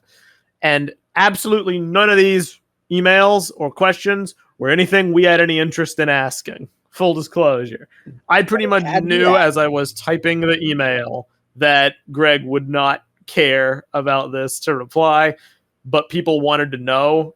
And I mean, we didn't really feel comfortable making some kind of like unilateral judgment unless we at least tried to ask him. I'm envisioning So we Greg did. opening his inbox, looking at the email and saying, "Hey, about those maps," stepping up, going through his balcony and just staring into the void, going, "What have I done?" No, that's literally like probably what it was. Like, he didn't ghost us. He replied and he was like, sorry, I'm going to need time to review this. You're asking about stuff from 12 years ago, and it's not really front of mind for me. And I'm like, that makes total sense. That's when we didn't hear back from him. A few moments, and then coming back. I get it. But to succinctly answer the question, in the event that not reaching him ever does become a concern, probably would do Vakiti's suggestion and just message him on LinkedIn. I'm reasonably confident that. I was going to say the other option is, I mean, I have other social media avenues I could explore as an option that I know he's active on. That's all I can say there. Yeah, I think good to have fallbacks. I'm not really we'll be fine. I definitely think that the next time we email him, he'll respond pretty quickly. No. Favorite, all right, question 2. Canonize Brown, Huki Inika. Question 2, please, God. Sure. What exactly is causing the stress and difficulty with these questions or contests? As an outsider, I have trouble believing that running a small-scale toy contest can be that hard, and I would appreciate more detailed clarification. Because they aren't small-scale, ultimately. We have over 100 people at a time, not only submitting things, but being in the discourse and the conversations. Like, topics get, like, you can get 100 posts a day that you then all have. They all have some level of merit that we have to. 100 posts a day. You're being very generous. I am being generous. It can sometimes extend to 300 in one topic. Our message boards do not even they do not represent the full scale community. To circle back around to what we talked about earlier, it's far beyond just us. But even on our message boards and the slice of the community that we represent, I mean, just to give the question asker a little piece of context, we had 3 discussions for the ToaArcan contest specifically to curate the rule set. One of the discussion topics had 458 posts. The second had 725 posts. The third had 1,701 posts. Those are separate from the main contest discussion topic, which has thousands of posts. 7,247. Obviously not strictly relating to the Haga, but taken in aggregate. And then you factor in things we hear offsite from the people who do not choose to engage with the message boards, like the Reddit server and the public RSG server and the mass posting server, even some things from the Biog server, not to mention the Quest for Motonui server, and I only just named 5. If we do not at least take the feedback into consideration, then people yell at us for not taking feedback into consideration, and it's tough when everybody has different visions for what they want Bionicle to be, or different opinions or different agendas. And I don't say that derogatorily, we all have agendas, but like everybody has a thing they're hoping to get through or push, and the trick is juggling all of that and making a balance out of it. And the actual running of the contests, no, it's not that intensive. I mean, making the polls does take some time, but it's nothing that can't be knocked out in a few evenings. It's just the crushing weight of like everything, not to over dramatize, but like at times when I'm sat up till like, sounds like you're making yourself sound like a victim, Meso. Stop it. No. Well, at times when I was sat up till like 4 and 5 a.m. writing like mega essays and call with Eljay, balancing the metrics of making a a rule requirement to allow for custom-built Metru torsos so long as they fit into a stud-by-stud vertical horizontal diagram to have size equivalency with an actual Metru torso to accommodate the people that didn't want to be locked to Metru torsos and having to discuss the benefits and cons of that. Yeah, it can get pretty headache-inducing. And then add on top of that, if we make an error or a mistake, the people that jump on that to try desperately to run a narrative that we're doing it intentionally or that we're not doing, or that we don't know what we're doing, or some nefarious attempt at degrading us, our name, or our reputation, and just bringing on attack after attack. Which we have done. Make no mistake, we have overlooked things. Yes. And when we overlook things, that creates a problem later on when we enforce something that we overlooked prior. Yeah. But then, and it sucks, but people are like vicious of that. That's why we had to institute that rule partially. Like, it was respect and behavior toward us and other members, but it gets very stressful. I've had people harassing me both on Discord and several on Twitter, like, for months. And like, so don't get me wrong, I'm not trying to sound like, boo-hoo. It happens. It is the way it is. But it's like that's on a big scale. Like, all those things are exhausting. And then we also have our lives. We're adults. We have full-time jobs. We have other things. Not to mention managing the channel, which is like what we actually do most of the time, which has fallen by the wayside in the last year as a result, at least partially as a result of all this, which is also a source of like mental stress. Basically, is it all justified 100% of the time how we feel? No, but like, we're people and sometimes it gets overwhelming. That's basically the answer to the question.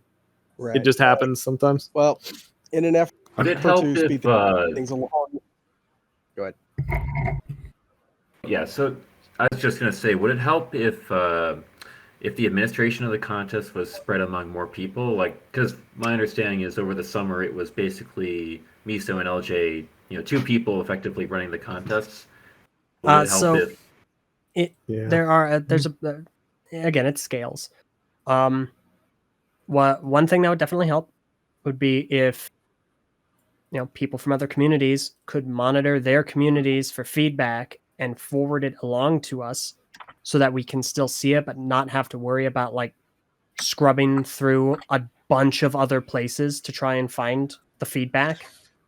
Look, represent their communities, their part of the community's thoughts and feedback. That would be a huge help. It would help us focus a little bit. The second thing is, we would really appreciate if we do miss something, tell us. Please tell us. It's not that we're trying to unevenly like apply rules. It's just that sometimes things get missed and points get brought up at different times, which affects the outcome of different things. So, like, if it is a community effort, help us in that effort. Like, there was someone on the message boards that was, they have been just generally disagreeable, just in general. And like, when I asked them, hey, could you give us a hand? If there were, they pointed out there were things in other Haga art entries that we'd missed. I was like, okay, if you could give us a list, that'd be awesome, because we've clearly missed it. And they straight up just said, they said that's reasonable. They said that's not my responsibility. That's your guys' job. If you can't do that, well, tough. And then they went on to do exactly that. They made a list of all the errors or rule breaks that they found completely separate. It's like, well, why did you need to be so antagonistic the first time if you were just going to do it anyway? This would have been a huge help from the get-go. Because now we have a list of a group of auditors, and we're totally down for accepting more auditors, by the way. We have 13, I think, right now, and we could always use more eyes. But for clarity on what he's referring to, we brought on message boards users to help survey the results and spot mistakes that two people might miss. And it was early days yet. It wasn't perfect. It didn't get rolled out exactly how we wanted it to. There were some communication errors between us and them, but on the whole, they're helpful. And that's kind of like because there was this whole thing where like we had the public declaration of like, yeah, we need help. And whether that help is other communities, which obviously we're discussing, that'll get resolved in meeting 2 Electric Boogaloo, but like we're that's something to consider, or just other people, period. Yeah, you're totally right to intimate that just 2 people is not sustainable. Yeah. I think And there was a whole discussion that was had because we had some drama where a former member of ours made this whole post and was like, "Well, you didn't want help, or you only wanted help under very specific circumstances." And I figure that might eventually come up because there was a whole public dispute, but we just wanted people that we could trust to not try and mess with us or mess with things. Not try and sabotage or not try to troll, or people that would actually enforce the rules as they were written instead of trying to change them behind the scenes. Right. And I think we were a bit too closed off. And we're trying to change that. The spirit behind this proposal is more about, well, part of it at least is adding manpower to the contests at a high level, like not just monitoring entries, but also like coming up with the rules and like reading everyone's feedback, because I understand that there's like hundreds of replies to those topics where you formulate the rules. So it'd be just helpful to have more more manpower to go through that stuff and formulate a good set of rules. Also, you're welcome for the name change, by the way. Meso. Is it pronounced Meso? It is, but you're not. You are far from the first, and you will not be the last. And it's just a funny meme. And yet, this guy has been called Miso before. He's been called Miso before, and when we go to a ramen shop, he doesn't get the miso soup. He gets a salad. I didn't get a salad. I got ramen salad with no broth. So you got spaghetti. That's because they didn't have gluten-free broth. Okay, people don't want to hear our sob story. Well, we do another question. Actually, it sounds like about half of us need to go. I got it. At this point, so I think it would be definitely worth setting up another call. I think this was a very, very solid start. I'm very happy with what we've discussed, and if there are any closing remarks, then time, then we'll wrap up. Michael, closing remarks. I have.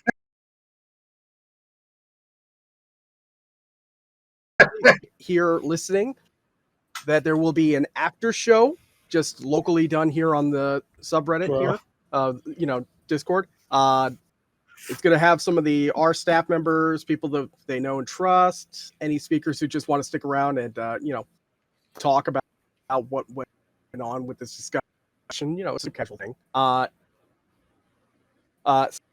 Secondly, I wanted to ask a quick question from their submitter before we go. It's a very short one.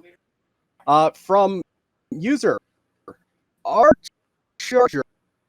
I think I can, right? Can you all not do Nadiki? And that's how we're another controversial one. All right. I think that's how we're ending it. Closing. Right? Yeah. Oh, are we done with closing remarks? No. You can do one. All right. Go ahead. I wish this had happened first.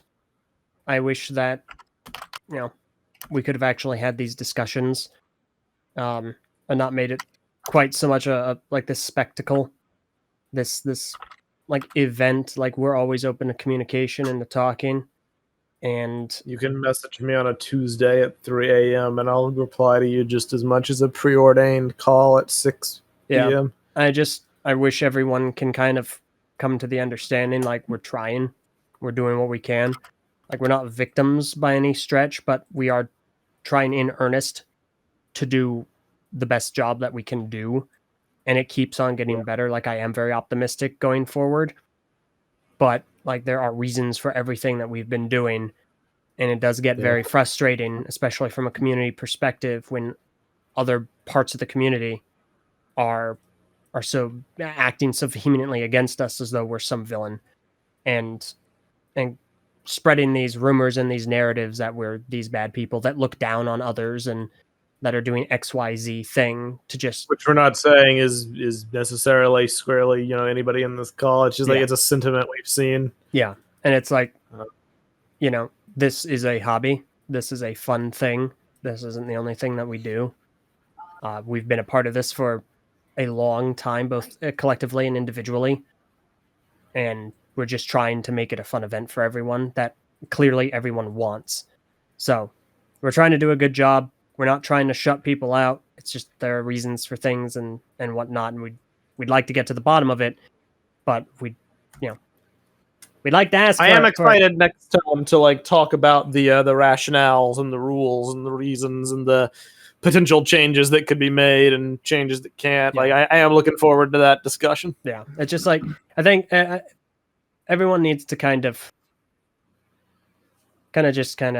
what's the right word?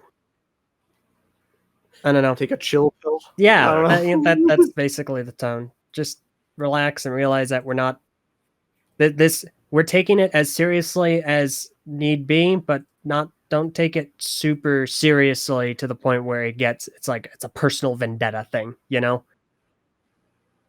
Just kind of relax and let's do what we can to make it fun. There's no need to be violent or vicious or upset about things. We can just discuss them. You suck, Eljay. You know what, Mesa? If only you were better at Halo. Now what? All right. Are there any final remarks from the mod or the affiliates? We appreciate everybody coming out. Yeah, absolutely. Thank you for 3 hours to listen to us ramble. But we could have gone. Yeah, I'm sorry if we kept any of you guys past the time. No, it's fine.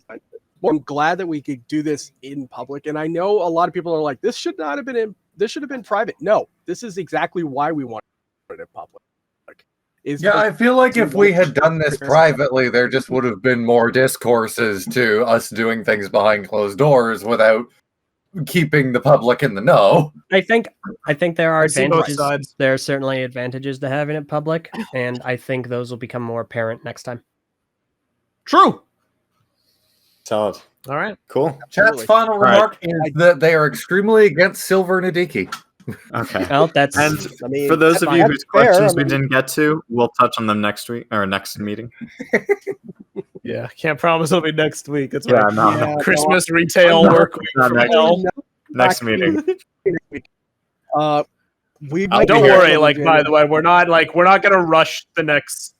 No. Yeah, just we're not rushing the next contest right out the gate. It's not gonna be for a while, so this will definitely we'll definitely continue this before anything moves forward with any subsequent contest. I'll be here next week. I feel like Matt Kurzak was trying to say dark gray Nadiki, but it just came out as dark Greg Nadiki. Yeah, you just edited the post. You know what? All right, fan artist like evil Greg Nadiki. Let's go. Right, but yeah, Dear God. Dark. hopefully everyone will enjoy the. Absolutely canon. Everyone, we hope to have the results out soon. Hopefully by the time of this recording. Not very nice. The results will be out. # Free Grayson. I think we're all good. Cool. Looking forward to it. Bruh. I'm waiting for that meme to be immediately. What? Not very nice. Just flip the smile upside down. Yes. Oh, dark Greg's gonna be a lot. Boy. All right, I think we're good to go. Then let's go ahead and. All right. Isn't Dark Greg just Faber? I mean, Silence. you're not wrong. I'm sorry for Keedy, but as has been unilaterally determined, you have had too much off-topic discussion. We are now executing you on the spot. End me, daddy. Okay, don't- I love it. I feel like I've gone on a character arc with Faber. It's funny every time he gets brought up because I was criticizing him right along with everyone else. Whoever Maybe a little charges too Craig, much. Feel free to kick Craig out. Yeah, go ahead and get Craig out. And then we did the interview with him, and I was like, "Oh, you